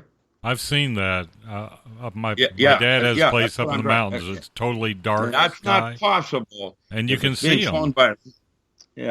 Unless we're dealing with new technology, that's not possible for a human. Right. Now, that would suggest that we have a new technology. And Boeing does. They have a magnetic monopole. There's 2 types of devices. The first uses 3 magnetic monopoles. And the 4th one, a little more difficult, uses 4 magnetic monopoles. And they balance these things on fields that are moving from one system to another, which means you can experience 20 Gs without. What they're doing and how they do that is, again, a cavitation process. That's how the missiles or inertia dampening. That's a real technology now. Yeah. See, what you do is you have the missile flying in water in air that is preceding the water. It's a cavitation process going into the out of. And that cavitation is how you can experience high J-force without being exposed to it. There's some models that suggest that's what happened to the Challenger. Yeah, David Adair said he had that solved, right? The inertia dampening field. Well, they were trying a cavitation process, and it didn't work, and the Challenger exploded. The only thing that lived were the nematode experiments on that thing, and where they fell to Earth is where you'll find your Morgellons, which was a new type of nematode that mutated with xenosphere bacteria. We've only now just the CDC doesn't acknowledge that, but you can simply get rid of Morgellons using wormwood, by the way, FYI. I know I don't know these things, but I have a sense of what's going on and why we're not being told. What happened in Las Vegas, for example, was not a gun-running operation that went bad. We now finally got that resolved. It was that Saudi prince that they were trying to assassinate. You're talking about the shooting at the concert. Yeah. Everything, bandwagon. Plausible deniability. And that's when I said, well, what happened? And the correct answer is yes. I believe, am I wrong to believe that there is an actual correct answer that's not yes all the time, no? But you and I will probably never really know. That pisses me off. That stuff drives me crazy. I understand. Listen, Antarctica, where's that in our history books? What are they doing to our children today in education? Good Lord. That's awful. They're training them to be. My son's got a class in social media branding in high school. Social media branding? I remember learning Latin in 2nd grade. I remember Latin in Catholic school. Yeah. Sumus dust. Another magical language, by the way, that magicians use is Latin. That's crazy, right? Latin and Hebrew works magically. It's funny, too, that when you read the books... How about from Enoch? Let's try Enochian. Yeah. That is erection of the trapezoid. That's the 8th call. I have studied these things down to a level where I can use them. I still don't quite understand what I'm doing. All right, so let me run this by you then. I watch all these lodges, like the Republican Party in Texas. And they don't know goat turds from pork and beans. Well, no, I'm serious. It's scary. when you start talking about adrenocortisone and, drinking blood, Yeah. baby, Yeah. to have the strength of, that came out of Transylvania. I mean, get a grip. This is craziness on a level I've never seen before. I wish I had that sound clip I would play for you where David Wilcock was talking about the Enochian language, John D. and Edward Kelly, and he said that these guys are actually tapping into internal dimensions like you would hone in on an IP address on a network by using vocal, sounds with your voice. In other words, at the moment of death, at the moment of death, there is a 5-gram weight loss in the body. What is that? Well, I think some people crap themselves when they die sometimes, though. I'm going to say something. There's they put them on a table they're on a table that's a scale. Yeah. So even if they void, the fecal matter is going to stay on the scale. I got you. Yeah, well, I'm going to tell you, I think it's something different. I think it's microtubules with structured water in it, going back to the multiverse. And when it gets trapped in matter, you have a ghost that later evolves down into a poltergeist. How's that sound? Do you have a book on microtubules? Like, which book is the best book to read on that you have? Or do you have a paper? The one I'm writing right now. Not Hammer Off. Hammer Off was in diapers when we were doing microtubule studies at the University of Washington under John Bonica. And we were doing the acupuncture studies under Richard Nixon. And we tried to figure out what chi was because I've watched Cassius Clay hit Sonny Liston with a roundhouse that knocked Sonny Liston up backwards, flat down on his back, out cold. And yet, under close inspection, Cassius Clay didn't even touch Sonny Liston. How does that work? Well, I've seen that in martial arts, and it's a chi. And that is a microtubule on the outside of the body that has structured water in it. It starts down below the groin, and you bring it up to around the belly part, and then you can push things very large. And it is a state of consciousness that works on that. And we've called that many names in history, from Piranha and Chi and Orgone, but it is on the outside of the body where you can poke the left arm, and there's a reaction in the right arm that is not going through normal circulatory systems like blood. And the anesthesia creed is blood goes round and round, air goes in and out, and anything contrary is not a good thing. That's the anesthesiology creed. They have no concept chi. And that's what Hammer Off and others are talking about right now in terms of a microtubule. And if you had 5 grams, that computer, 5 grams, is enough to hold 150,000 lifetimes of memory. That's intense. That takes a lot for me to wrap my head around that. I'm giving you a model. I'm giving you a model. It doesn't mean I'm right. I'm giving you a model of what I believe is a useful tool in looking at what's going on. Because you can do work with that one.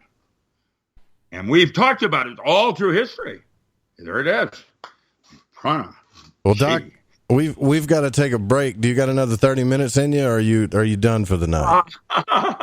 I don't know, man. I'm an old man. What do you want to do? I'll do it if you need me. Well, no. I got one question for you that I'd like to ask before we let you go. Okay. After the break here, and then we'll let you go. I've had a good night too. What do you think? Yeah.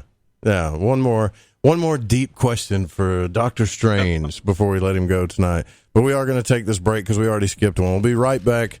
One more question from Doc Ram. 2, you can call in at 1-800-588-0335. We'll be right back. This is Lighting the Void. Stay with us.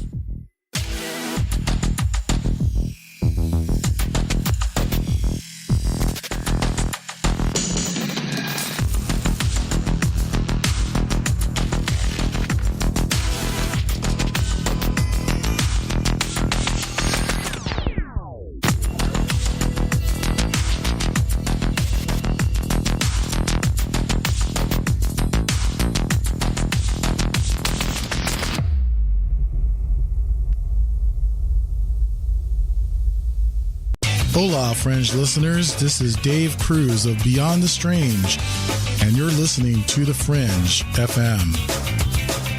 Alex X. Hi, I'm Alex Exum, and you're listening to The Fringe FM. Get the Tea is the #1 cleansing tea in America. We cleanse you with organic ingredients, and when used daily, you can increase your energy. Cleanse from intruders that set up camp in your colon. Cleanse your colon and feel the difference. Colon cleanses can be uncomfortable. Not Life Change Tea at getthetea.com.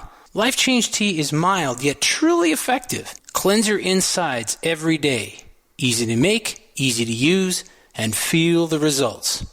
Are you sold? Okay, then here's how to order. Log on to getthetea.com. That's getthetea.com.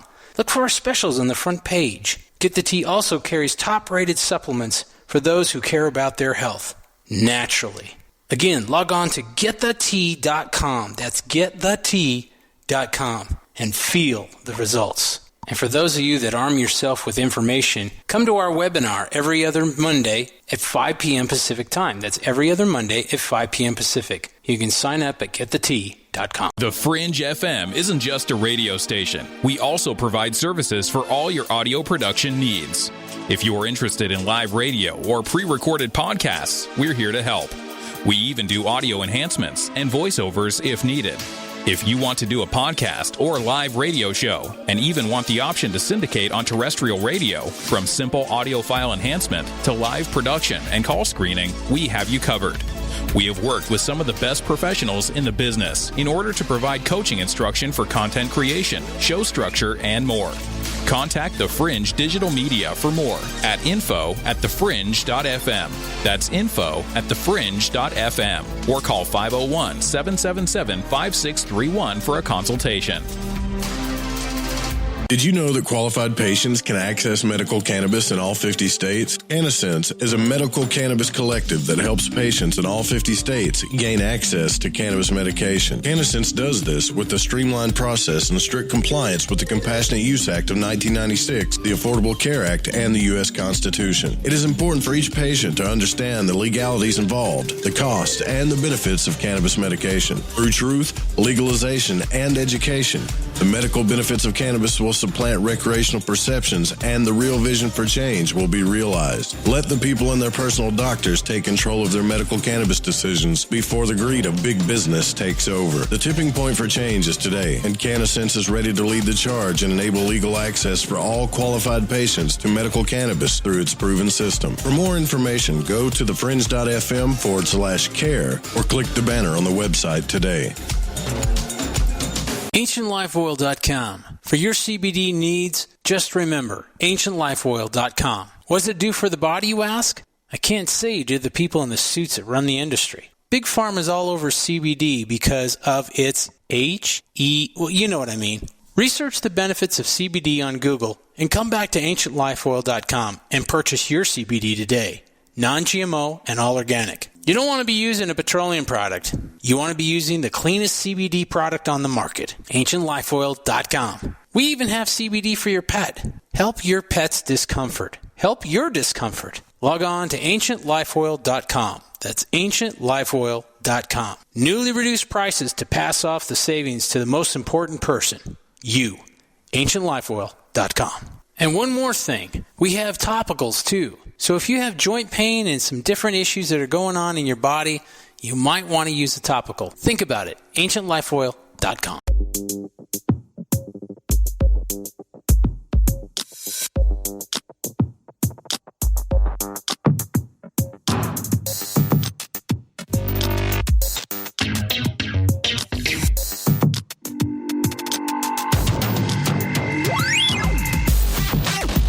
All right, welcome back. Tonight we're here with the one and only Doc Ram. I said the only. I should have stuck with that. The only Doc Ram, Dr. Richard Allen Miller. RichardAllenMiller.com is the website.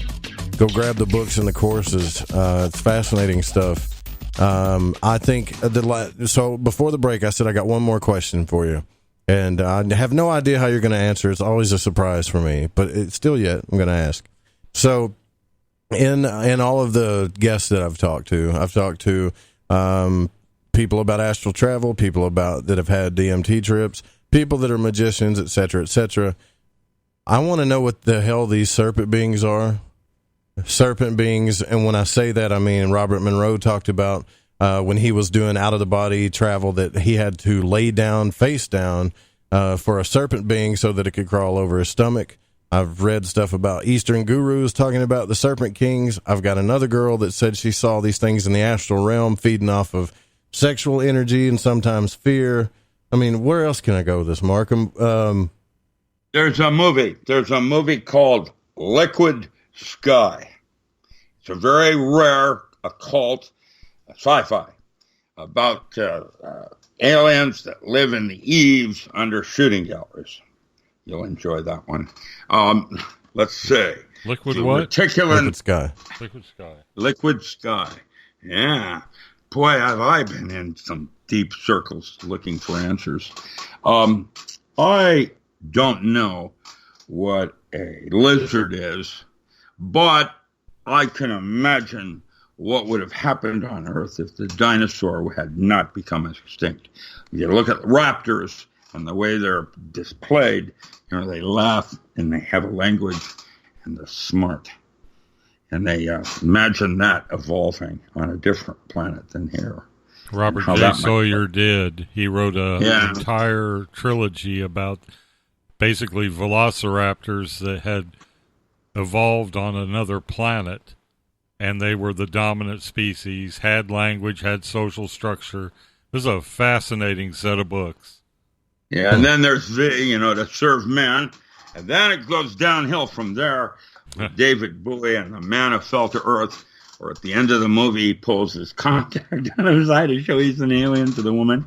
I can tell you that I don't know what a reticulin is, but I can guess that they exist because I can see how a dinosaur might have evolved.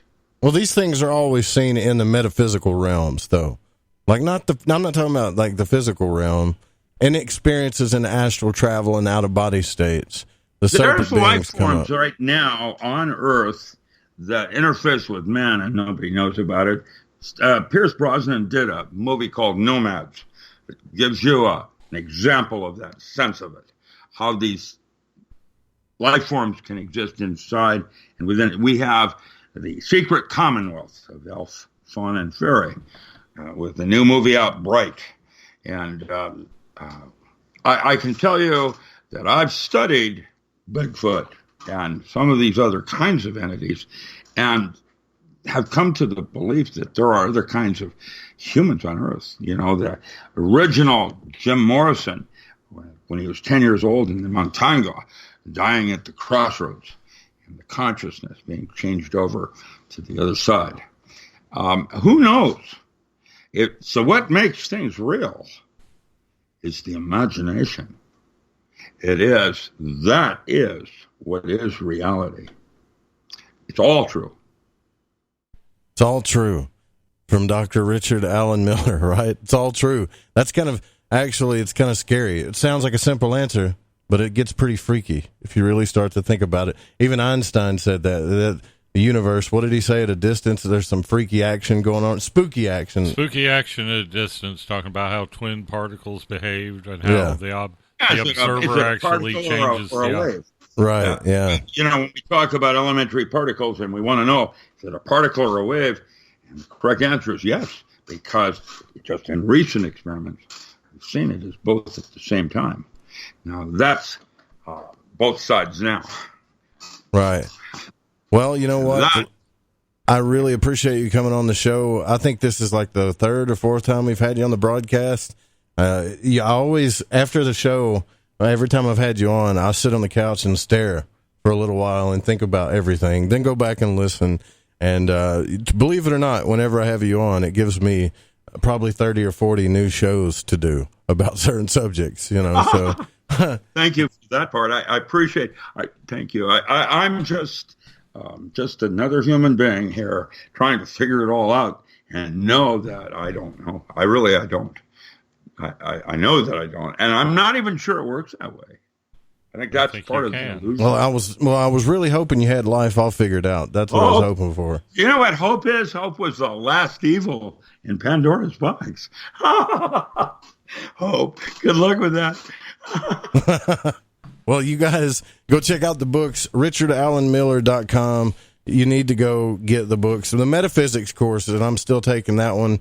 That's some heavy stuff. It's got everything from magic all the way to the Eastern guru stuff into physics. That's what we're doing now. Science fiction is becoming science reality. But the funny thing is Doc's been talking about it for a long time, and it's all there in the books. You can get Brain Driver Starter Kit, the power tools. You got a ton of stuff on here. The magical and ritual use of herbs, the potential of herbs as a cash crop. Don't forget my book on aphrodisiacs. Aphrodisiacs, that's right, yeah. Yeah, you wrote a book on that as well. And everybody that I talk to about you, they love your work, and we just love you to death. Thank you so much for coming on the program. My pleasure. My pleasure. We'll do it again. Care. You take care. Yep. Dr. Richard Allen Miller, everybody. What do you think about that, Markham? I told you it was going to be wild, man. That was one of my favorite ever. Because, so the very first time I talked to him on the program, I actually got him to stay on, I think, like 2 or 3 subjects, right? And I think the reason why he did that is because he didn't know who I was. You know, the more familiar you become with him, the more friendly he becomes with you, the more he starts really digging in. He is a hoot off air in between segments. Oh, yeah. I wish I could broadcast some of the stuff that he was saying in between the breaks, but you understand my frustration, especially when it comes to the UFO thing, right? Right. It's getting pretty ridiculous now. Well, it's like being jerked on a chain. Yeah. Oh, look over here, UFO people. Here's a dribble. And it's the same old crap they were talking about last year. They just repackaged it and sent it back out. I hope I'm wrong. But I really think all of this stuff, all of these new articles and these new videos that have come out and everything on the news, Fox News, God, all of them, okay? But it's all a precursor to the TV show coming out on the History Channel. It's a press release. Advertising. I mean, that's what it is, folks. I'm trying to get you to understand, like, if I wanted to increase my brand, I would hook up with somebody in the news and say, hey, I need you to talk about my show. And write an article about how Joe Roop is the new mouth of the South in the paranormal. And make, that's a press release. Now, the more power you have, the more connections you have, your press releases go from magazines to nobody knows about to big blogs and big TV shows, right? Or big news shows. That's all it is to me. It's just advertising. It's hype. It's a press release. And I'm not saying that people in the Navy haven't seen this stuff. Of course they have. But they've been talking about UFOs forever. Yes. Forever, man. Right? I just don't look. UFOs. I don't think you're stupid, by the way. I'm not talking to you like you're stupid. I just think I think we just need to be careful about what we go around saying is disclosure and it's here and all this stuff when it could just be a marketing scheme for a TV show, Well, if you look back into the tradition of sailors and UFOs, actually Columbus in his log just before he discovered the new world, so to speak, he had what, if you look at it with our eyes, is a UFO experience. Mm-hmm. Now look, okay, let's take Stanton Friedman, right? Who just passed away. He went to his grave believing that the government was covering this up. We all kind of deep down know they're covering something up, okay? But he'd never seen a UFO, admittedly. I've never seen a UFO, and it's not because he wasn't looking for them. Trust me, when I talked to him, he was looking for them all the time. But a lot of times what people would call UFOs to him, he would say, well, that could be a satellite, or that could be something falling from space, right? Like, it could be a UFO. But we've got so much stuff in the sky now, and believe me, it's getting worse, that there's going to be stuff falling out of the night sky all the time here in the next 10 years. And people are going to say it's aliens. I do not want you thinking, oh, Joe Roop's anti-alien, doesn't believe in aliens. No. I know you're going to do that because I wouldn't even assume that I know you're going to do that if people didn't actually do that. But they do. They get upset because they want to throw you into a category of a non-believer because you want to get the truth. You cannot get the truth without real evidence, folks. You cannot get the truth without looking at both sides of a coin, period. Doesn't matter unless you're religious, a fanatic, or a zealot. Well, that's what they're becoming. A lot of the UFO community has given up Christianity, standard religions, and ufology is becoming a new religion. I hate that. I really do. But it is. Because I love a lot of the people that are in ufology. I really do, with my whole heart. But I don't want it to become a religion. This is where I escaped to find truth. This is where I escaped out of my reality that I was in to come find the truth. And now it's getting just as polar as where I was. Well, I don't know if they were alien craft, but I have seen, an unidentified flying object with uncharacteristic flight or non-standard flight characteristics. You can't go from what must have been at least Mach 3 to a standing stop without pulping the pilot. Unless they have, let's just think about this though. Well, unless they have a technology that we don't know about. Right. Now, did we know about drones in the 60s and 70s? Unmanned drones? No. They had them. Well, and like Richard Al Miller was saying, they have a form of propulsion in which the G-forces would be off of. The G-forces aren't, it's inherent in the design of the propulsion. It's not necessarily a inertial dampener, a separate unit, like in Star Trek, they were talking about the inertial dampeners offline, but the propulsion itself gives you the inertial dampening. I honestly don't care who gets mad. I really don't. At this point, I don't care who gets upset about me wanting to look at both sides of this. I hope I'm wrong. I really do. I hope I'm wrong. I hope tomorrow, for real, I hope tomorrow somebody from the Department of Defense comes out and says, you know what, I'm just going to call it, they're UFOs. And when I say UFO, I think they're from out of this world. But you and I both know they ain't going to say that. Ever. They're never going to say that. I had a real fancy phrase for it the other night. Situation awareness. They never want to put on that they do not have they're not aware of the situation, ever. If they have to rephrase things or what, and how pathetic is it? You were in the Navy, nothing against the Navy. I love our military, but they're just now saying, oh, well, we might need to start taking this stuff seriously. Really? Yeah, they've changed. I think it was in 2015, they changed the policy. A bunch of fighter jocks got together and said, now look, this is crap. We're seeing these. We need a way to report them without jeopardizing our careers and ending up on the Aleutian Islands flying a desk. Well, why are they just now doing that is my point.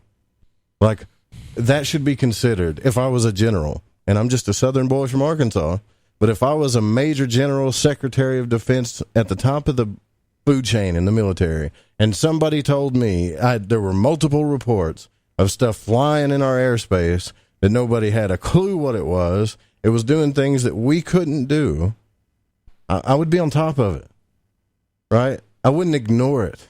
They use the Brookings report as a smokescreen. Oh, we can't let you know that because, everything would collapse. Dogs would sleep with cats. Rains would fall up. But I think a lot of it has to do with control. I have no doubt that they know what these things are, but they're not going to admit it just because that right now it's an ace up their sleeve. They don't want to show their hand. I bet you guys don't believe me. I bet some of you don't believe me about this press release thing, right? I bet you really don't.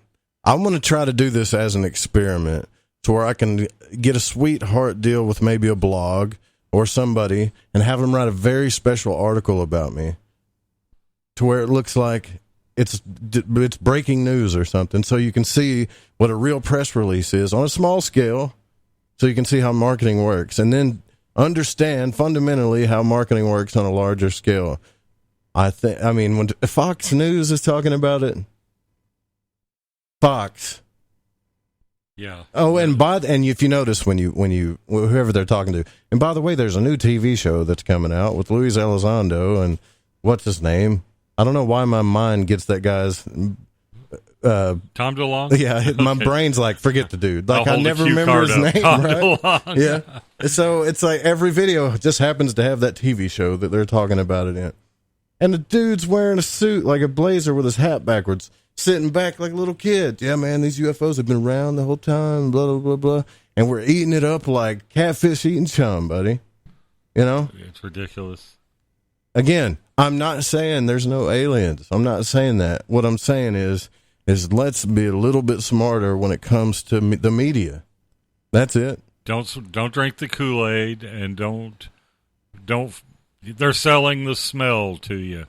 They've got this show coming up, and they're giving lip service to the UFO community, and the UFO community's like, "Oh, they finally get us! Yay! Yeah. Let's watch the show." I told you. Meanwhile, you've probably seen something in the sky your whole life. You've seen it, and it doesn't even freak me out near as much. Two things actually freak me out right now, and I said them at the beginning of the broadcast. Mad scientists with no oversight. Thank you. Right? You know what I'm talking about. Yeah, I know. And this invasion of the mainstream media and politics and this stuff in the UFO field. It's an official disclosure is not going to happen, and it hasn't happened the way you guys are telling us it is. I'm sorry. It just hasn't. I think it's going to be a gradual process from external means. It's going to be grassroots. And I even wrote an article about a couple years ago. Do we even need the government to validate our beliefs? No, not from if the government says, no, they're not UFOs, they're not extraterrestrial, how about all those people that know better? I get it, though, man. I get it. It's cool, right? Like, aliens is cool. Talking about ancient aliens and how they're spiritual enlightened beings that are here and always have been here, and they're here to save us from the nuclear bombs and stuff. It's a really cool story, and I'm not saying it's not real, but I'm kind of saying that I'm not going to think it's real just because you got fancy shows and articles and videos about it.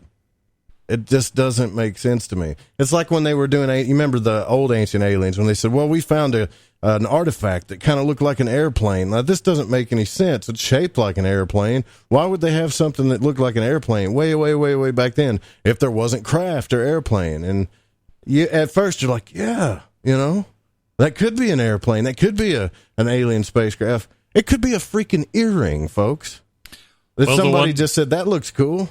Well, there's a point to that little gold aircraft, or supposed aircraft. It looks like a Delta Wing jet. Mm-hmm. They made a model about 18 inches long to scale, and it's a self-correcting lifting body. You throw it, it'll fly, stall, it like a sine wave. It's really amazing to watch this thing. But I can make a paper airplane do the same thing. I mean, you see what I mean? Like, we've got to look at both sides of the coin all the time. Did they have paper airplanes in ancient Peru? Yeah. I mean, it is a fascinating coincidence. Don't get me wrong. But Graham Hancock has come out and said it when they stick the microphone in his face because they want him to say it every single time. Did aliens build the pyramids? And he always starts with, he's like, we will never know who built the pyramids, right? I want to make that clear. We don't know what the pyramids are, who built them, whatever. But what I will say is, and then he gets into all of the, the coincidences and stuff like that, because he wants you to look at the, he's a writer. He wants you to look at both sides of the coin. Well, when you look at pyramids, even when they teach the ascending ramp model of construction, they know it's not right because you'd need more mass to make the ramp, to make the pyramid than they have. You know what? The upbringing that I have inside of me, and I was telling Markham about this earlier. I was watching videos on this stuff that Mary had sent me. It's almost like the perfect equation is lining up for mass hysteria in a way that we've never seen before. And I'm not trying to be conspiratorial, but what I mean is, it's a fact that they know how influential they are now. They've got all the data they need off the internet, They know what we're saying. They know what we're clicking on. They know what TV shows we're watching. They're in our, the smart TVs. They know all our moves when we eat lunch. The advertisers love this. Now, from a marketing point of view, it's perfect. It is a perfect world right now for a company that can afford advertising and get into technology. You see what I mean? So they know this. With that said, they're talking about terraforming other planets, right? They're talking about asteroids. They're talking about Typhon, the Space Force. It's a new article every day. A new article every day comes out about aliens and about how does anybody smell Wernher von Braun here at all? You don't smell that? Like the guy was like, look, the media is going to come out and dupe you guys to get more control of you with all of this stuff. Now, that's one side of the coin. Or the other side of the coin, we could say, is that everything they're saying is true. That there is aliens here and that the government doesn't want to admit it, but they kind of did. That there are asteroids about to take us out, and that we're going to be on Mars by, 2028, right? Well, like they say, and we're going to be hooked into computers. Yeah, there's no better way to hide the truth than in a lie, and vice versa. So you've got words that can mean anything dressed up for the kill now. You can take it either way you want. It drives me crazy. It drives me crazy when Doc Ram says, well, the correct answer is yes. You see? Well, that's classic Taoism. Yeah, it's like, okay, well, I still got to live here, regardless if the correct answer is yes or not. Yeah. I still got to live in this reality. And my answer would be, is it my fence? And if it's not my fence, I don't care. Gets their own fence. Yeah. But should we be, and another question is from the CERN aspect too, which is what we're talking about tonight, is like, should we really be trying to figure out what the nature of reality is through machines and smashing particles together? We already know that just less than a handful of atomic powder, I guess you'd want to say, it can blow up a country. I don't really know how atomic bombs work, but I know that it was very small. They can just annihilate people, right? And now they're playing with photons and quarks and smashing them together, going, whoa, look at this. This is cool. Well, then we'll just write an equation and we'll do another ritual out here by Shiva. And, they're doing everything they can do. It's like it's like a bunch of smart kids got all the money they ever needed to build this machine to figure out what they want, to figure out their answers. You see what I'm saying? And they're smarter than everybody. So there's nobody, like, even if we send a government official out there, and that's exactly what the USA is doing at the Collider, we don't have anything to say. We're just there to observe. And they go out and they say, well, what's going on here? And the guys just start throwing jargon at him. I guarantee it. Well, this quarks, photons, yada, yada, yada. And the government official goes, wow, that's really cool. So do we got anything to worry about? No, you ain't got nothing to worry about. And if you do, we'll let you know. Right? Well, that's the oversight. That's what it is. I'd say that the worst problem is you've got all that raw intelligence, but there's no wisdom there. There's nobody wise enough to say, yes, we can do this, but maybe we shouldn't. There might be consequences. They could be. They could be tapping into other dimensions, like that preacher was saying, and invoking Satan from another world, bringing in demons. Those apparitions they're seeing through the Hadron Collider are the faces of demons and Satan himself, folks. I got to tell you, Armageddon is here, but the Lord's coming back. Amen, brother. You remember that? Yes. And everything he was saying was cool, and then he started putting his religious swing on it. Well, he obviously had a very Cliff's Notes version of what's going on there. He didn't have a deep understanding, but he had a deep enough one to hook his congregation along. But it doesn't mean he's wrong. Well, no, it doesn't. Right, so okay. And Stephen Hawking and both Neil deGrasse Tyson have kind of said, yeah, there's some potential dangers there. People have thrown that out of proportion, but they both kind of said, especially Stephen Hawking, he said, yeah, you guys could create a vacuum that could be kind of insane. Yeah, create a vacuum instability.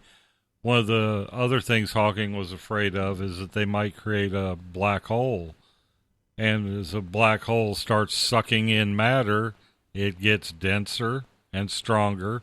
So you go from a micro black hole to where's the solar system? Yeah, exactly. But you know what?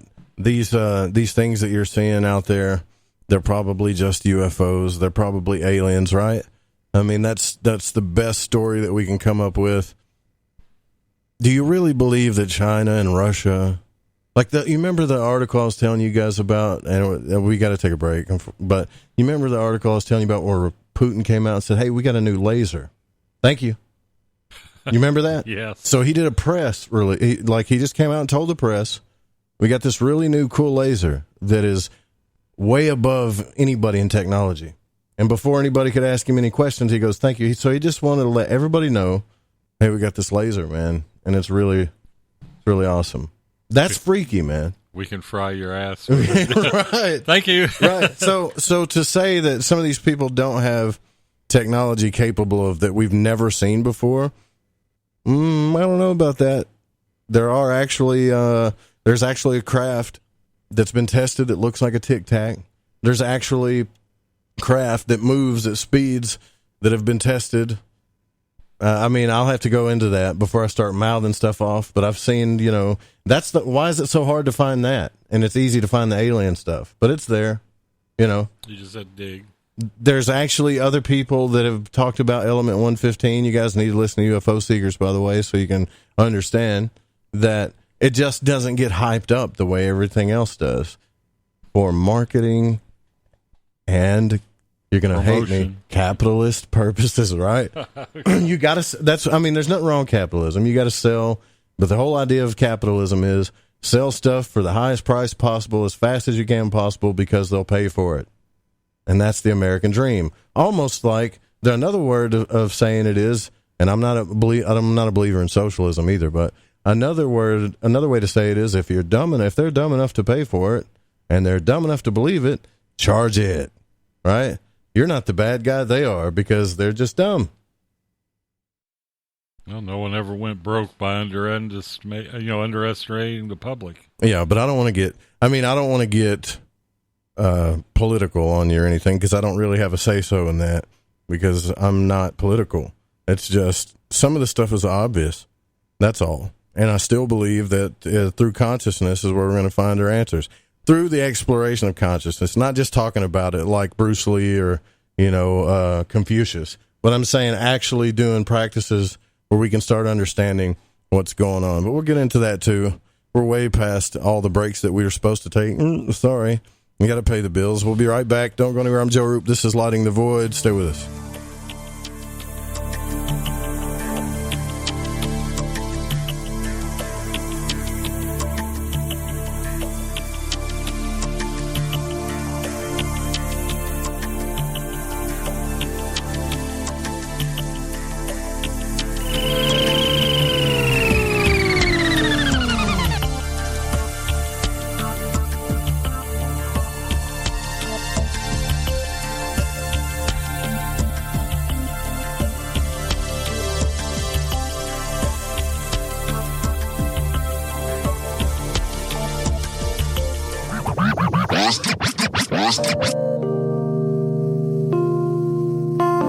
This is Elle.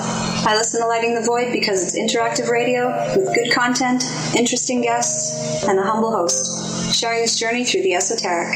Hey, Joe Roop. Thanks for having us along for the ride. Thank you so much for a delightful evening. Well, I got a lot of ground to cover.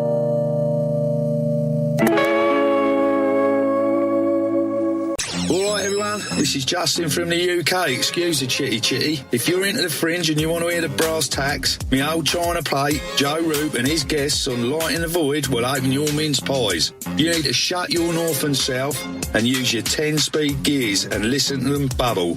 You could hear a Barry Crocker, no Brussel, but he ain't no holy friar. Anyway, you be the Barnaby Rudge and take a butcher's. Hey Fringe FM listeners, did you know that when you're on the road with limited data or no Wi-Fi available, you can still listen to every minute of the Fringe FM by calling 701-719-3971. No smartphone, app, or internet needed. Saves your data plan and no extra cost if you have unlimited minutes. Call 701-719-3971. That's 701-719-3971. Listen to The Fringe FM on any phone, anytime, anywhere. You're listening to Lighting the Void Radio.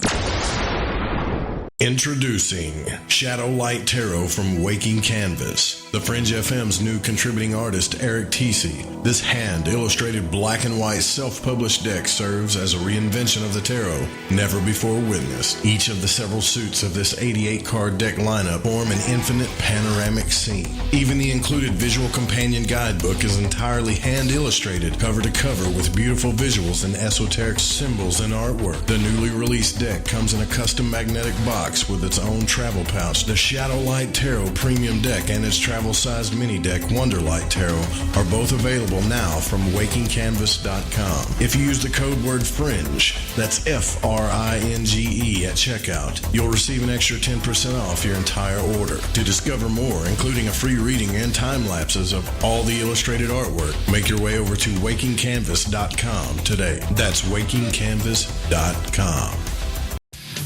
We all have that story to tell in our lives. The winds were howling. The ground shook. You could hear rushing water. And then history repeats itself. When there's no power, refrigeration fails. Stores with their shelves strip bare.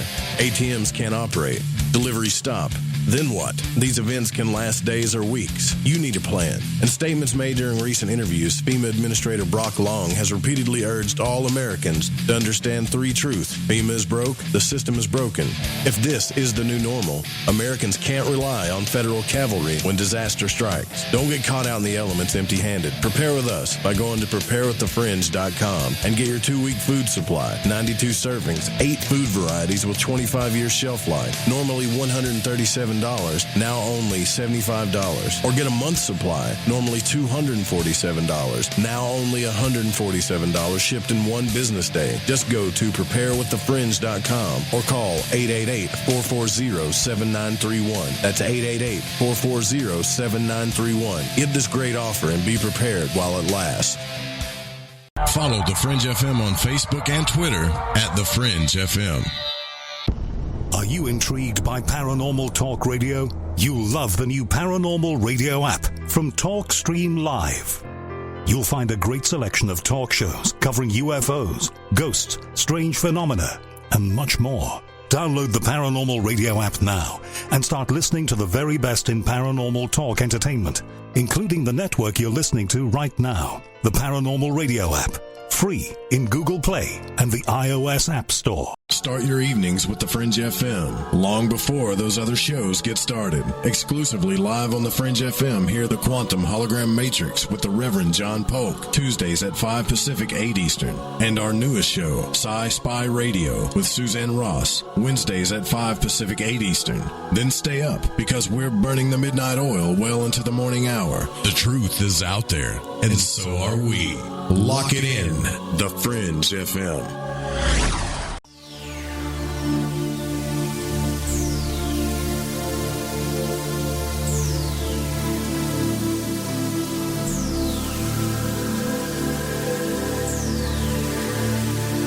To call Joe, pick up the phone, dial 1-800-588-0335, toll free from the United States or Canada.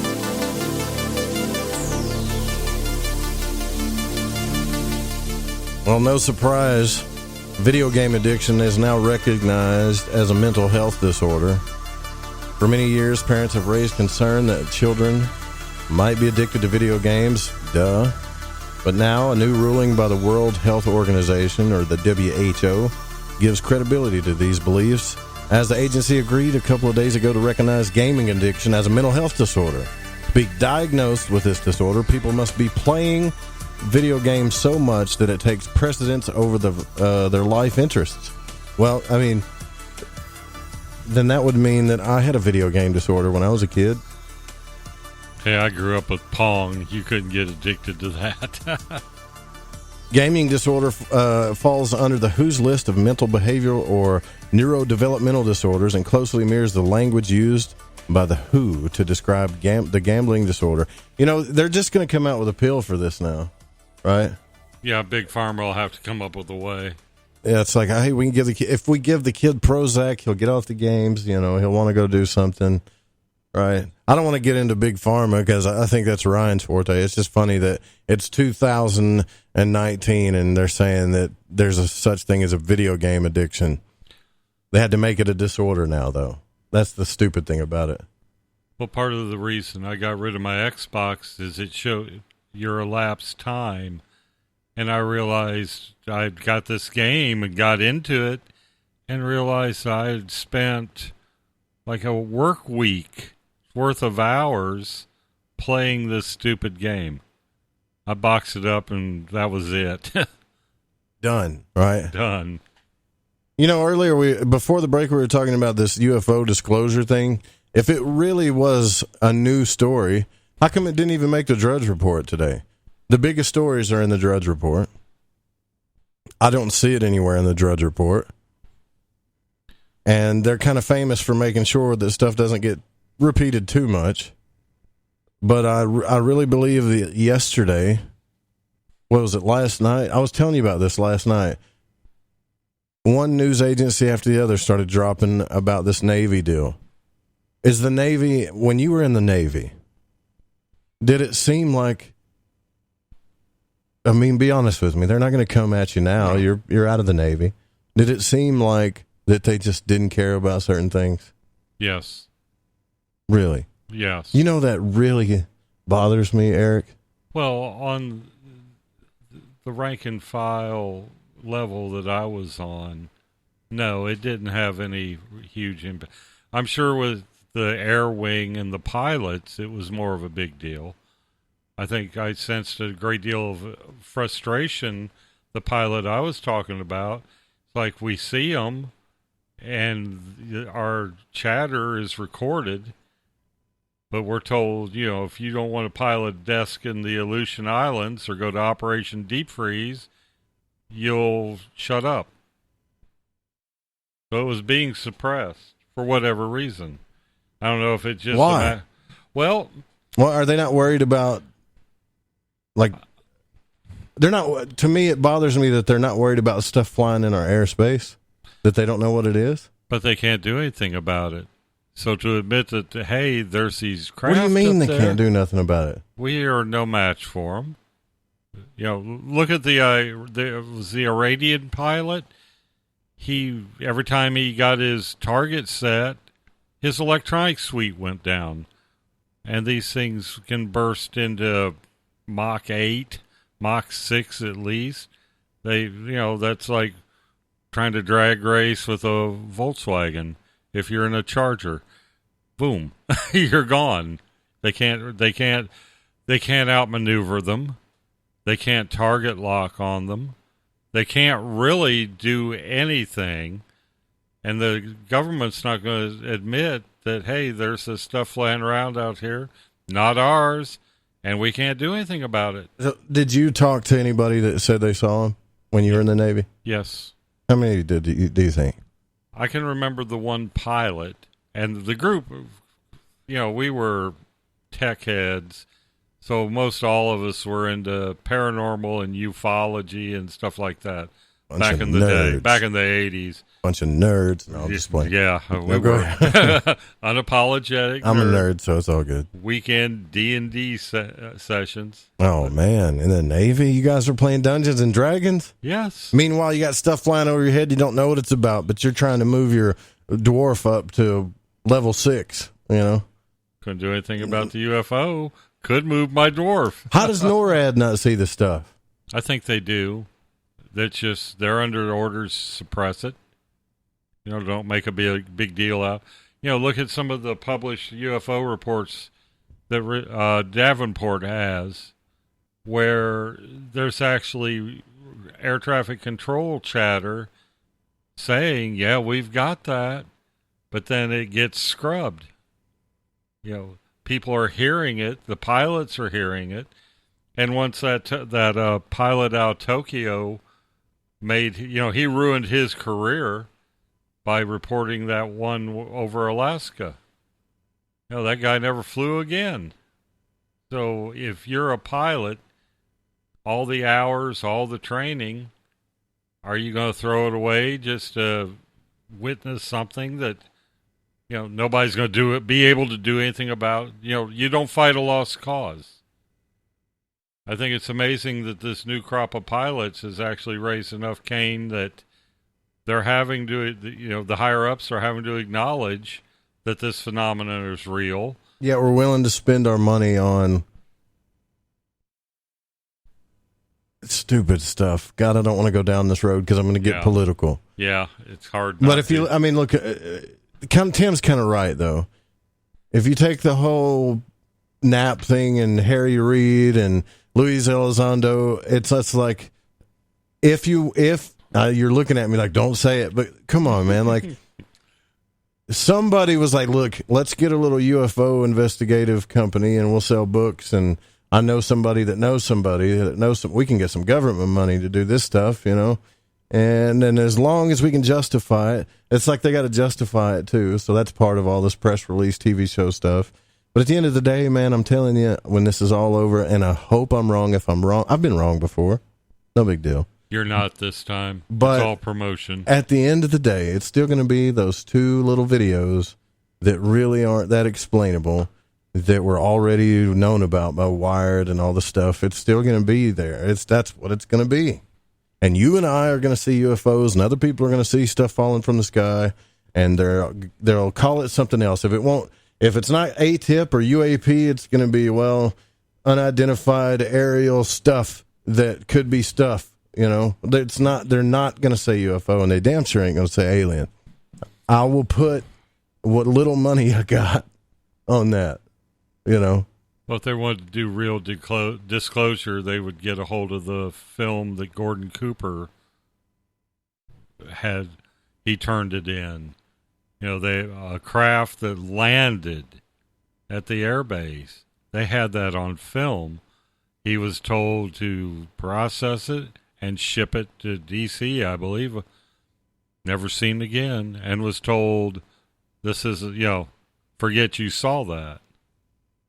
And there's a lot of stuff like that in the UFO. Do you think they say, but here's the thing, do you think they say forget you saw that because they know what it is, or they don't want people knowing that they don't know what it is? Could be either. You could make an argument either way on that. Gordon Cooper didn't know what the hell it was. And you've got I don't believe this, man. Like Tom DeLonge. I said it, right? I was taken into this room, man, right? They took me into this room. They started questioning me. You remember when he said that stuff? That was just all a little weird. Okay. I'm going to get off this, I promise. But do you remember when they did the announcement of To the Stars or whatever? The hype. Tom DeLonge has never been afraid of a crowd. And I don't want people to forget about this. He's never been afraid of a crowd. That day when he was presenting To the Stars, he looked like he was about to die from being nervous. You remember that? His face was red. His veins were bulging out his neck. He looked like somebody had a gun pointed to his head, man. I'll have to look that over. Yeah, again. Go back and look when they came out and they officially released the To the Stars thing, and we're going to say, man, we're going to expose all this stuff, and it's going to be a new age of technology, and not to mention entertainment. Wait a minute, what? Anyways, entertainment got to do so when he was presenting that stuff, his face was red, the veins are bulging out his neck, and I'm thinking, dude, if they got something on this guy, it's almost like I wonder if they're forcing him to say this crap, like a false. I don't know. He's a rock star. He's not afraid of crowds. No, that's true. And there was no crowd. They were just speaking to the internet. It looked like there was people out on a stage, but really they were just speaking into a camera. And it could be. Yeah, he could have been loaded for real. But he had all these people behind him, and he just looked like he was about to freak out. There's something about this I don't trust, besides the obvious. Right. Besides the obvious marketing and press releases and TV show stuff. There's something about it I don't trust. But it does bother me that the fact remains that the Navy is like, well, yeah, I guess we need to do something about it, huh? Come on, man. Well, that either means some of these non-conventional aircraft are about to start showing up, or there really is a UFO phenomenon that the Navy is going to quit suppressing. It could work out. From the Fringe FM chat room, I had a dream about you, Joe Roop, last night. I was thinking about anything in particular when I went to bed. But when you were talking about in your dream when you were a child, that freaky dream I was talking about last night? Yeah. You were a child and that must have been stuck in my mind. I wrote about the whole dream, but this is just part of it. I was at your house. The kids were playing with lasers pointing them in the night sky. The lasers were making words in the night sky. When they had stopped, 2 pictures showed up on their own. One was a word. I don't remember what it said. And the other was a picture of a tiger, and it looked like a negative picture with a tiger in it. Like a negative picture. I guess film negative, maybe. I don't know. I leaned into you, and you kissed me. Ooh, this is getting, well, dreams tend to do that sometimes, right? Don't leave out the sidekick, ladies. Eric, he's always feeling like he's left out for some reason. This is a dream, Eric. This ain't real life, you know? Listen to this part. You stuck your tongue so far down my throat I couldn't breathe. I told you not to do that, but you kissed me again and did it again. I wouldn't kiss you again after that. I wouldn't kiss anybody after that either. That's nasty, right? So, let's see. The dream went on, but it was crazy. Yeah, see, that dream to me don't mean nothing, though. Like, that could be just a mind. I think there's a part of the mind where it's just dealing with crap. Right. Like, there's no true symbology there. Although the tiger's showing up, that's pretty freaking weird. Well, did you go into how this tongue went down inside? Yeah, well, that's what I was talking about. And I'm thinking that's superimposed on their dream state. Yeah. Yeah, but did you feel the pressure of it? That's what I'm saying. Did you feel it? Did you feel the pressure of it? How real was that? That's the freaky part about it all. I'm trying to think of okay. So, yeah, this is kind of weird, because I remember when I was a toddler, speaking of the tiger, that I was sitting same time, same area, same time. And I know we're getting off track here, but I wanted to bring this up because I thought it was kind of strange. Oh, hey, I think somebody's on the on-air line in Discord for the first time. We'll bring you in here, too, and we'll see how that works, right? That'll be a first-time thing. But, I was sitting on the bed playing with my toys, and I think maybe it was just because I hadn't had enough sleep or something, but I remember looking to the left. I was wide awake. There's no doubt I was awake, and this tiger kind of jumped at me and disappeared. You know, it really makes you flinch and get scared, and I looked to the left, and it was like, raw, jumped at me, disappeared. I remember that, and it kind of looked just like that picture she's showing. But that's the only thing I can kind of relate it to. Anything else that doesn't really make sense. I'm going to try this out. Let's see if this thing works. Could work. Maybe not. Don't you leave. Whoever's in the... they left. Eyes open. I'm taking that T-shirt back. I was about to try... No, I already sent your T-shirt. We do have an on-air line, though, in the Discord chat. If you can't get through, like if you're an international or whatever and you get in the chat room, you just jump in there. That's a tease. You jumped up there, got on there, and now you're gone. Look, she's back. Oh, you're so sweet. Let me see if I can do this. Connect. This is my first time, so y'all bear with me on this. Okay. How do I get in here? There we go. Hey, can you hear me? Can you hear me in there? I don't know if it's working. I can't hear them. I can't either. No, well, we'll figure it out later. I think they can hear me, though, but I probably got it hooked up wrong or something. Let's see. Yeah, I got it hooked up wrong. Wait a minute. Yeah, I got it hooked up wrong. It was worth a try. I'll get that fixed. But yeah, I don't know what that dream means. I'm sorry, Angel. But if you have any more weird, freaky dreams about me like that, then don't tell me about it because it makes me feel funny. It's kind of weird, right? You get a listener says, "Hey, I had a dream about you the other night." And you stuck your tongue down my throat. Like, wow, really? You know, that's kind of crazy. You know, what am I supposed to say about that? Thank you. Sorry. Nice tonsils.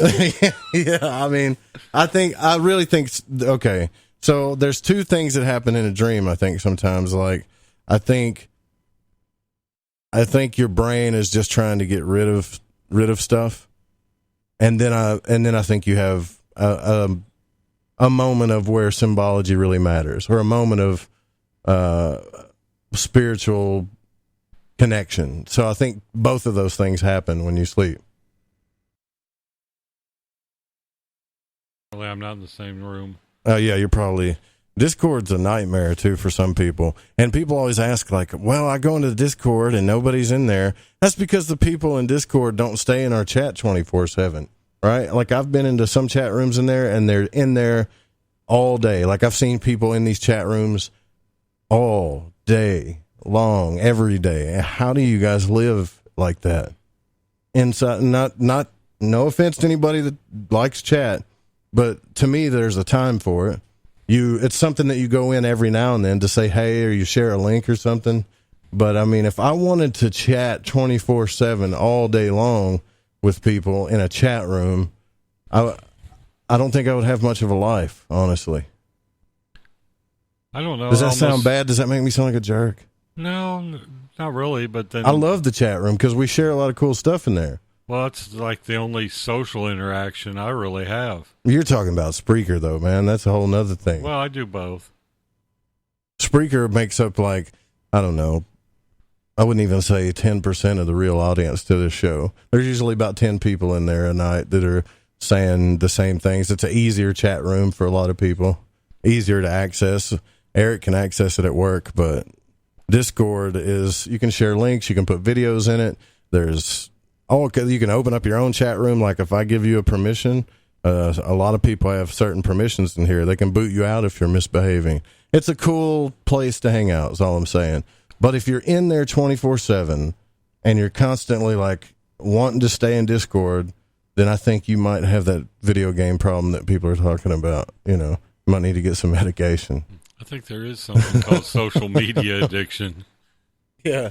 No, but maybe I'm not taking into consideration that people got cell phones too, and they check them all the time, because you can use the app. But some of these chat rooms I've been in, they're going 9 million miles to nothing every single night. Same dude, same people, talking 24/7 all the time. Every time I go in there, like Girl America's chat room, there's 5 or 6 people that are in there constantly. I mean, constantly. I could go in there right now and just tag everyone, say, hey, what's up? And they'll show up. I'm like, what are you doing, man? Are you talking to me while you're in the shower? Like, do you drive anywhere? Do you go places? Have you been to the woods? Do you go outside? Yeah, I think I'm just ranting right now, but I'm not really worried about it. I'm going to fix the on-air line. I don't want you guys mad at me. I'm really worried about you being upset with me about this alien thing, but at the same time, the more I do this, the more I just honestly don't give a damn anymore. Because I honestly can't worry about that. How many times have I pissed you off while you were here? Honestly. Twice? 3 times? A couple times. Why, though? Right. Wasn't to piss you off on purpose, though. No, you know? It was just... There's just pointing out things. Yes, like certain stuff, man, I'm just not going to put up with in my life anymore. Just like you're not going to put up with certain things anymore. And you get to a certain age where you're like, man, this is what I want to do. This is what I'm thinking about. And I'm thinking that you and I might be in the minority, and maybe Tim. We may be the only 3 people that think that, and I hope I'm wrong about this, but think that this is could be some type of coup, and it's all marketing, and it's a big TV show deal. Because everywhere I turn, it's like, oh, yeah, you're one of those guys. You know, you're the anti-aliens. You don't believe in aliens, and it's all a big conspiracy. How can you even put me in that category? You know, I want to believe in aliens. I just haven't seen one. Believe it or not, you may not believe this about me. Or you may. But I want to touch it. I want to know. Like, I want to feel something, man. Like, is that real? I want to touch it. I want to see it. And the only experience I've had that's real that would be considered paranormal or out of this world is the out-of-body experience. I've touched it. I've been there. It's real. I know that there's something to it. And all I know is that it could imply everything that we talk about. That's all I know. It could imply that sometimes when we see UFOs that it's a thing in consciousness, that it's not really, not everybody sees it. John Polk told me that. Brad Olson told me that. I see a UFO. I don't see it, but they do. So are we really seeing the same realities? Glad Doc Ram's not in here. What would he say? The answer is yes. The answer is yes. Well, all three of my family, we saw one at the same time way back, mid-70s. No, this is way too high up in the air to be any kind of swamp gas. But it was this silver disc-like object, and it was hovering and just moving slightly. It wasn't like an aircraft that covered a distance in the sky. It just stayed there. We watched it for about 45 minutes, then went in town to have lunch. Yeah, but who kept talking about it more, though? And who let it go? That's what I want to know. I talked about more. Mom and Dad were just like, whatever. Probably a weather balloon. Yeah, so they were willing to let it go. Right. Right? And you weren't. No, ever. Isn't that a pisser? Me and Dad right out here saw one, too. We saw one go from, like, if you go outside the studio and you look south by southeast, we saw a white dot go from one, like, way back there, and I'm pointing because I know you guys can't see it, from one edge of the sky to the next in about 10 seconds. And I was like, what in the hell? And it looked like it was in deep space, right? Mm-hmm. And I said, was that a satellite? Could that have been a satellite? No, if it's and he was like, no, man, no way. Satellites don't move that fast. That's true. And even in my brain, I was like, well, what if the Earth was rotating this way and it was going that way? Wouldn't it appear to be moving faster? No. Not like that. So I was ragging him about it. Man, we just saw a UFO. We saw something that we can't explain. You know what he said? It's all in your head. Oh, it was just something it was a lightning bug. Like they doesn't even register that something just broke their reality, broke their paradigm. They don't even want to look at it. Don't want to bother with it. When you have that first paranormal experience, whether it be seeing a craft, interacting with a spirit, anything, it opens your mind to the possibility. So you have to at least accept that some of these other experiences may be true. I mean, if I'm not crazy, they don't have to be crazy. Well, I'm sorry that the on-air line didn't work. I was trying to fix that. But here we go. Let's look at some more UFO sightings just to see, okay? So there was a sighting in Cummings, Georgia. Captured a blue orb on camera and also captured distinct alien faces around the light pole. My 6-year-old son and I were pulling into our neighborhood and noticed a blue hovering light in the distance. Once I parked, I ran into the yard and took a picture. It stayed hovering and illuminating blue for about 5 minutes, and then it faded out. Okay, to me, what could that be? Is that an alien? What do you think? It was George Jetson. Okay, it wasn't an alien, though. At least they didn't say, I saw an alien, right? Here's another one. This was just yesterday. I observed in the middle of the day, the clouds looked odd. After I reviewed the video, I screenshotted and zoomed in. Please, God, they're not even putting spaces between it in their words. On some things that were odd. The clouds looked like they gave the GAD people walking on them, and they were disc-shaped.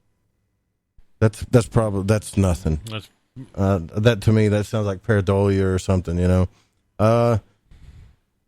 Yeah, that's it. That's the only new 2 sightings that I got. I'm sure there's a whole bunch more, but anyways, I think one more time for the winner. No more. But doesn't MUFON say that there's 1 million UFOs sightings a day, right? And then you go look. Yeah. I don't see them. Yeah, I know. Why the hell am I not seeing them if there's that many? Davenport gets snowed under with reports, but that doesn't mean the reports are true. Me and my own family, I had somebody mistake, I think it was Venus for a flying saucer or some kind of UFO. I want to call somebody out real quick on Twitter, and you're probably going to unfollow me for this. But alien babble, come on. that video of the planet spinning and the rainbow portal, you really think that's real? You got crap. 50 comments on Twitter, people thinking that's real. No. That one structure is a photoshopped ring nebula. They're like, oh my God, I've never seen anything like this. This is amazing. Wow. You know, that's been circulating on YouTube for about 10 years. That is an old one, isn't it? Yeah. I'm not trying to be a stickler or anything. I'm just trying to get to the truth. And what I'm talking about is, that's not real. You posted that. That's not real. Come on. We'll play a little Bundy. This is our last break of the night. I'm Joe Roop. This is Lighting the Void. We'll be right back. Send me your real UFO pictures. I want to see a real one besides from Tim. I want to see a real UFO. We'll be right back.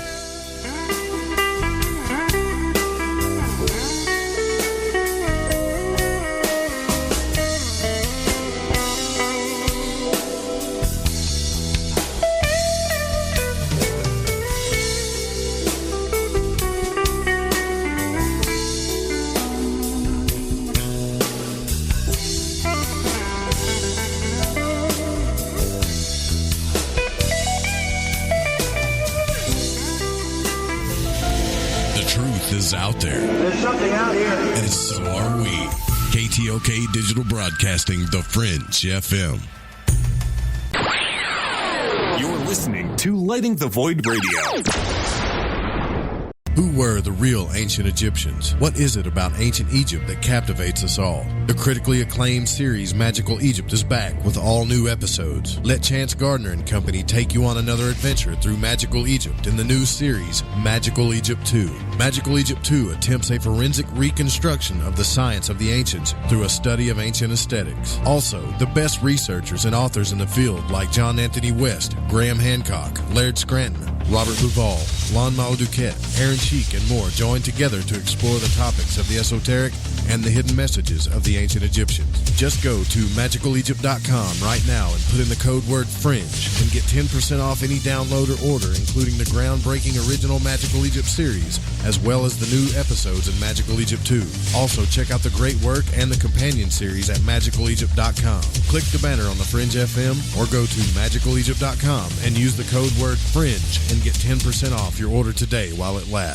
So, you love talk radio? Then you'll love TalkStreamLive.com. TalkStream Live is always on, 24/7, with the best streaming talk shows. Find your favorite talkers and discover some new ones. It's free, readily available online or on mobile with any smartphone or tablet. Finding your favorite talk shows all in one place has gotten a whole lot easier. Just go to TalkStreamLive.com. Be sure to download the free apps from Google Play or the iTunes App Store. Hello, this is Vance Nesbitt. Take the time to expand your mind by listening to Lighting the Void with Joe Roop right here on the Fringe FM. Follow the Fringe FM on Facebook and Twitter at the Fringe FM. Hey, is that a new music app? Yeah, check it out. Surfer Music Discovery. It links to thousands of online stations, but the twist is you see the song names and artists that are now playing live. That's different. No guessing. Looks like a waterfall of music. So many formats. Rock, oldies, country, R&B, jazz, and a whole lot more. How's that spelled? Surfer. S-U-R-F-R. Is it expensive? It's free. No need to sign up or sign in. Get the Surfer Music app free from Google Play or the App Store.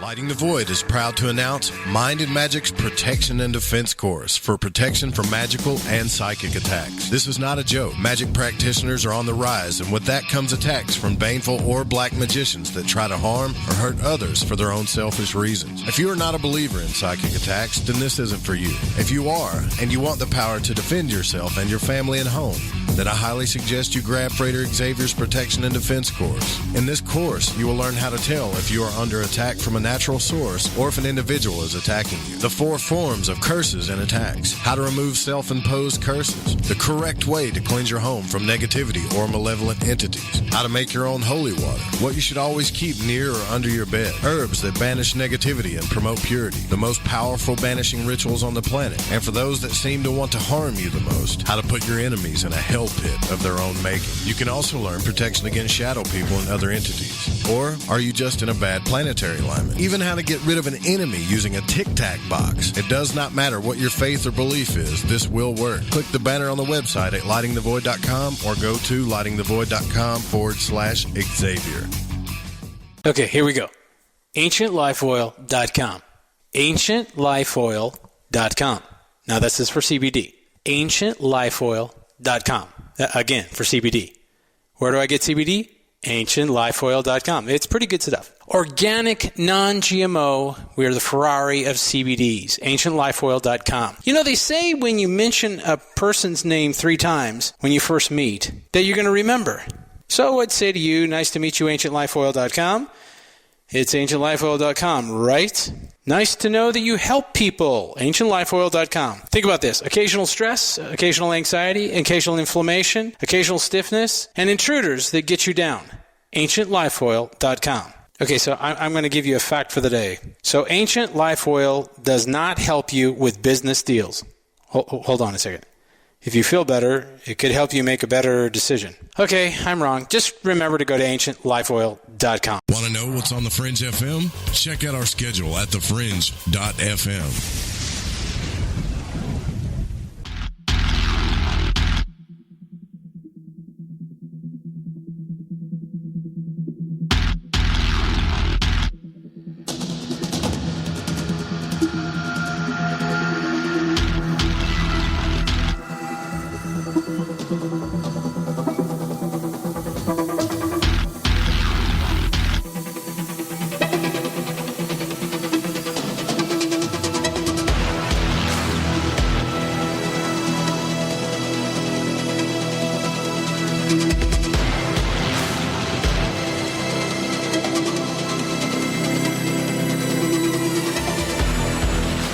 All right, welcome back.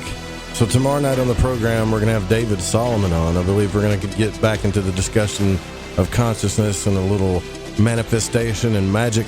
That's going to be an interesting show. And then Friday night's going to be our open lines. We're going to have Midnight Mike from our Big Dumb Mouth podcast. I love that guy.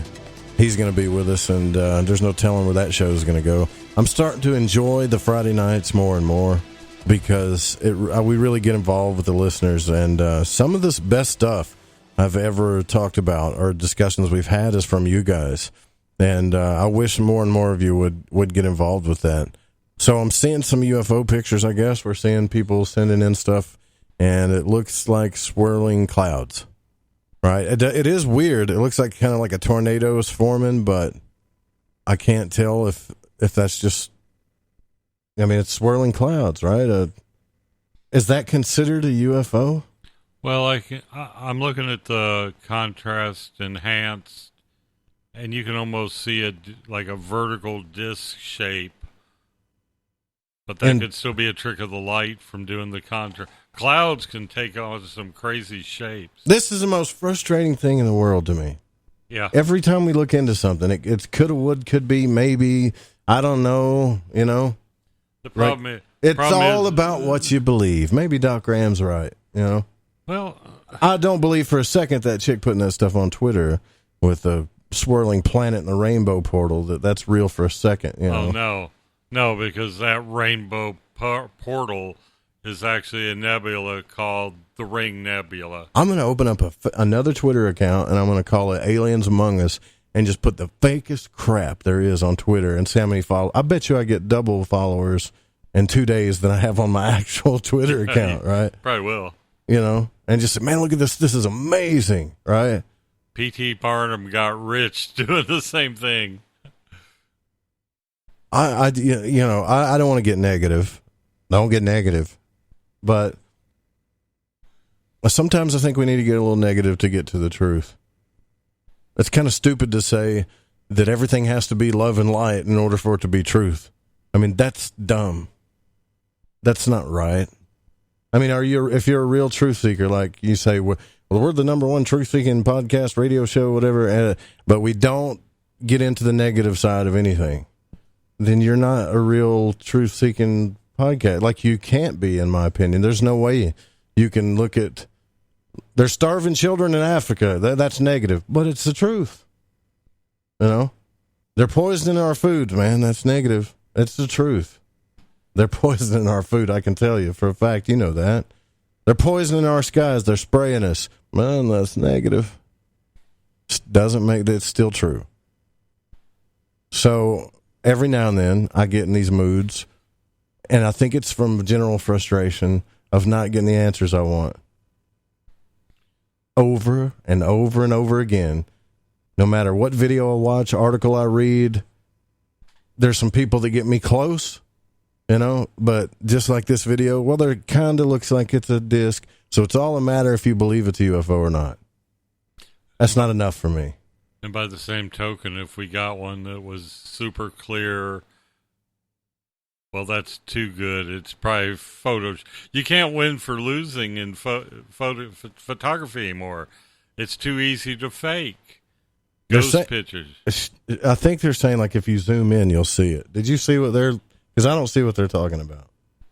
But that's my point. Like, that's why I talk about consciousness exploration and, doing out-of-body exercises, magic, scrying, stuff like that. It sounds wild, but those are the only things that have really got me real results doing these things.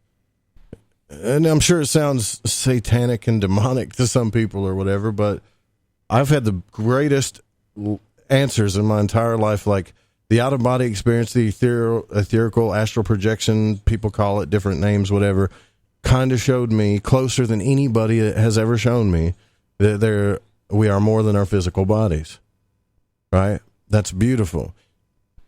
I can't get there in these other subject matters. It's frustrating, I think. Other subject matters like Bigfoot, UFOs, the conspiracy's the worst. I'm going to be honest with you. Conspiracy's kind of the worst because when you really start digging into a lot of conspiracies, not all of them, but a lot of them, and you start looking at the facts about what people are saying, and you dig in to it, there's really not facts. They're like hunches, you know? Well, I'll give you an example because I don't want to just say something and not give you examples. Let's take like the 9/11 thing, right? That's a touchy subject.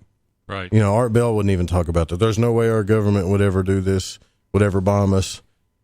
Well... Yeah, they would. Well, yeah, I mean, they would, but there are some things, when you look at it, that you go, wow, you know, like Building 7 or whatever, that looked like a controlled demolition, hands down.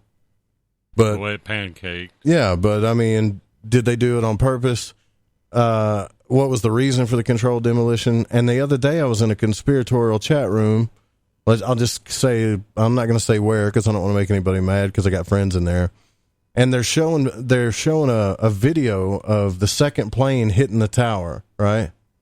But when the plane comes in, it disappears. Before, like, you don't even see the plane, you just see the explosion. Like, man, look at this. There's an explosion on the second tower, and you don't even see the plane. And I'm like, you guys don't see that that's been scribbled out in the video?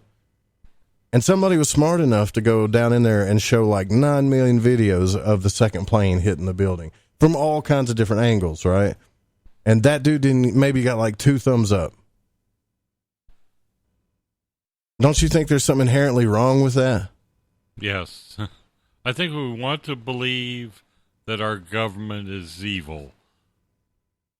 Yeah, but what I mean is, don't you think there's something inherently wrong when somebody shows countless video angles of the second plane hitting the building, that he didn't get as many smiley faces and thumbs up as the guy that showed the video that was obviously fake, that was photoshopped, where the plane was photoshopped out of it? I just think that goes to how far it's gotten. Well, he's gotten late. No, what I mean is they're labeling this guy like he don't believe in conspiracies. You see what I mean? Like he's the enemy because he doesn't accept the fake video. Right. I'll give you 1 thumbs up, maybe 2, even though you showed us 19 million videos of the plane hitting the second building, but it negates the real hype of this video. Well, he's showing truth. Truth is never as popular as fiction. You know, the other one plays to the groupthink that it was a government-controlled demolition. That's what they want. They want the evidence to back up their side of the conspiracy. If you guys want to look at a real conspiracy that I think is real, go check out the movie Upgrade. Just go check it out. You're going to think, man, this is wild. This is totally sci-fi. But if you really start looking at all the facts inside that movie, it's already here. It is. That movie's premise will probably be acted out with the next 5 years. I don't see what... Look, they're having a debate about that UFO in the chat room now, boy. They're going at it. But if you watch that video, and I don't want to give away the plot, but it's a good sci-fi movie. It's a futuristic sci-fi movie. I'll tell you, there's self-driving cars in there. Some of you have already seen it. There's drones in there. There's, what do you call it? The technocracy, I guess, or the transhumanism type stuff in there. Yeah, for sure. That's already happening. And it really shows. It's kind of funny because when you watch it, you feel like, man, I'm watching like Blade Runner or something, right? Right. But you're not. Like, all the stuff that's in there is already here. Except for, I don't want to get, if I say it, I'm going to spoil the hell out of it. Don't spoil it. But you got to go watch it. I promise you, it'll be a really awesome movie. It's called Upgrade. You can get it. It was on Amazon Prime or whatever. Amazon Prime, yeah. Yeah. It was on Amazon Prime. So what are we going to do tomorrow? Since I don't have a show to produce tomorrow, right? I don't have to be here until showtime. I know we got to do some show prep a few hours before the show. Where do you want to go investigate? You're in Arkansas. You're in the natural state. You want to go to board camp? Yes. Or do you just want to go to the bars in Hot Springs and meet all my old friends? Come on. Tell me. No, I'm just playing. No, but yeah, you need to go check out board camp. So we're going to take board camp. I brought all my gear to investigate it. So we're going to take the FLIR camera, right? We're going to take the Geiger counter. I've got all my paranormal crap in the back of the Jeep. If there's a Bigfoot in them woods, we're going to get that son bitch, right? Like, we've got all the gear we need now. Yeah, we do, really. The T3i will shoot video as well as still. And I use image stabilizing lenses. So we're going to have to go down there, then we're going to have to do our investigation and turn around and come back in time for this show tonight. We should be able to do that.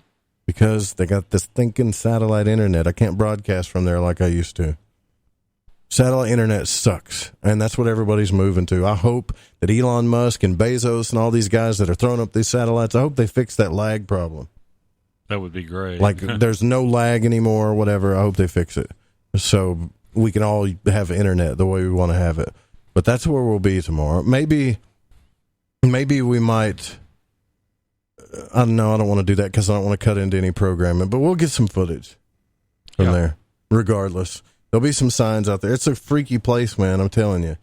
When you get out there, the first thing you're going to notice is the energy. I know I sound woo-woo when I say that, but you're going to feel it. It's going to feel weird. It's going to feel eerie. And then when you get to the crystal mine where the levitating rocks were, we need to take a compass so I can show you what happens out there. I've got one. It freaks out. It's something else. Anything you like about the natural state. You ready to get the hell out of here? You see why I'm ready to get the hell out of here? I've just seen this one little sliver of it. I'm trying to talk Eric into, let's all brace some money and invest in a Class C bus so we can drive around and broadcast, and you'll never know where we are. That's the ultimate dream for the Fringe FM, is a mobile live broadcasting system. And we'll just travel, and we'll just give you hints to where we are, and you'll have to figure out where we are. If you find us, then you get to hang out with us. That'd be kind of cool. That would be awesome. Didn't they used to chase Wolfman Jack around at night like that? I heard about that. Somebody told me a story about when he used to do stuff like that and would give hints where he was, and people were always trying to find him and figure out where the real Wolfman Jack was. Oh, I vaguely remember something about that. You're old enough. You should remember. Well, he wasn't. They didn't have him in my market. It was a joke, brother. He can't see. Eric don't even know when I'm joking with him half the time. But I mean, you were around when Jesus was here and all that stuff. You remember Wolfman Jack, don't you? Oh, I remember. I had to go to Jesus for you to get the joke. Yeah, I know.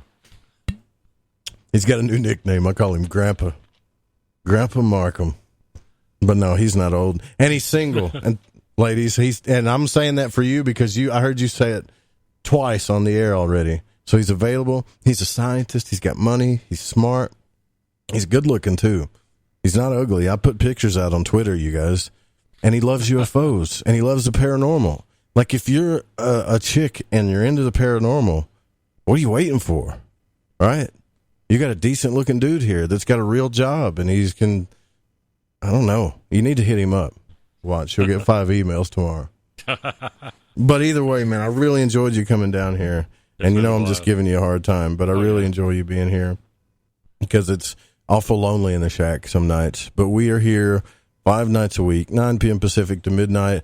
The Secret Teachings with Ryan Gable's coming up next. I know that Suzanne Ross, John Polk, Ryan Gable, and I think, well, some of our new hosts, I'll just say that, some of our new hosts that are about to be on the network, and I'm not going to give that away, are also going to be at Contact in the Desert. So if you're there, and we're not, we're going to try to go next year, hopefully. But if you're there and you got a Lighting the Void t-shirt or something, wear it. And just go, hey, is the Fringe FM here? Where they at? You know, like, just try to figure out, just give us a shout out or call from there. Actually, if you're there, call from there and we'll put you on the air or whatever. Oh, that'd be great.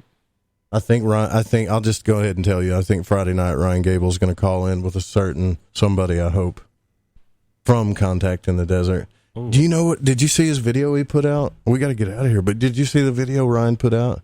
I saw it show up, but I didn't get a chance to watch it. Okay, so real quick, he went to the airport, and you know how Ryan is, right? If he don't want something done to him, he's going to make a spectacle out of it, right? So he's going through, and I got to go back and look at the video, but he's going through TTSA or whatever, and they're trying to hit him with those scanners, and he's like, look, I don't want that. I don't want the radiation poisoning in my body. And he starts messing with him, like, did you know that they've already proved that this stuff screws up your DNA and yada, yada, and he's at an airport doing this. You can imagine this, right? And he said, I'll opt for the molestation before I will that. So he pretty much told him, I'd rather you do the strip search than hit me with that thing. And one of the guys finally said, you know what?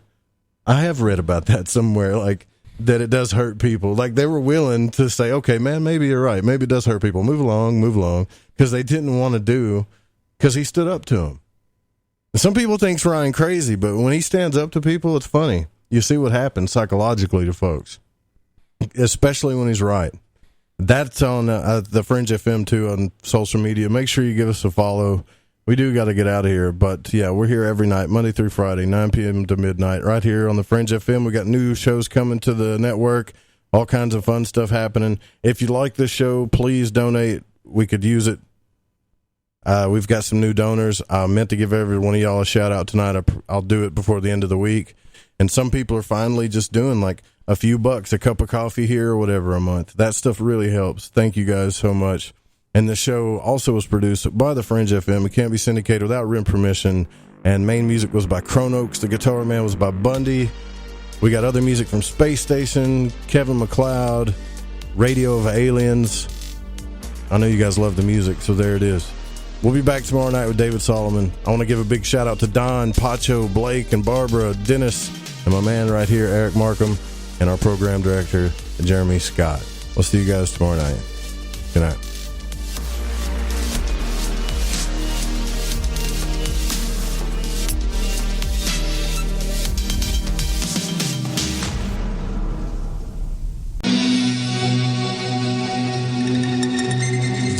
And opinions expressed on this program do not necessarily reflect those of the Fringe FM, KTLK Digital Broadcasting, its sponsors, affiliates, or staff. Listener discretion is advised.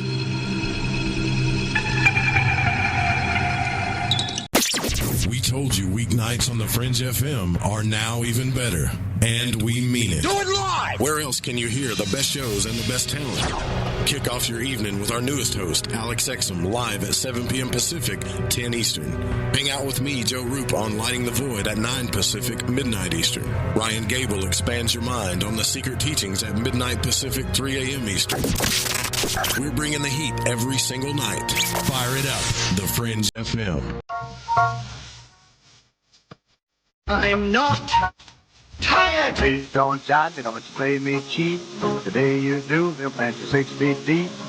Don't fool with me, don't fool with me.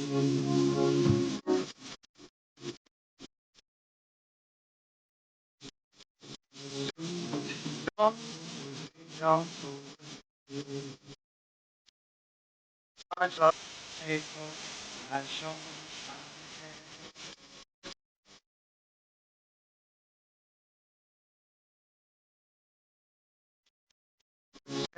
but I've got what makes you jump and don't with me, don't fool with me.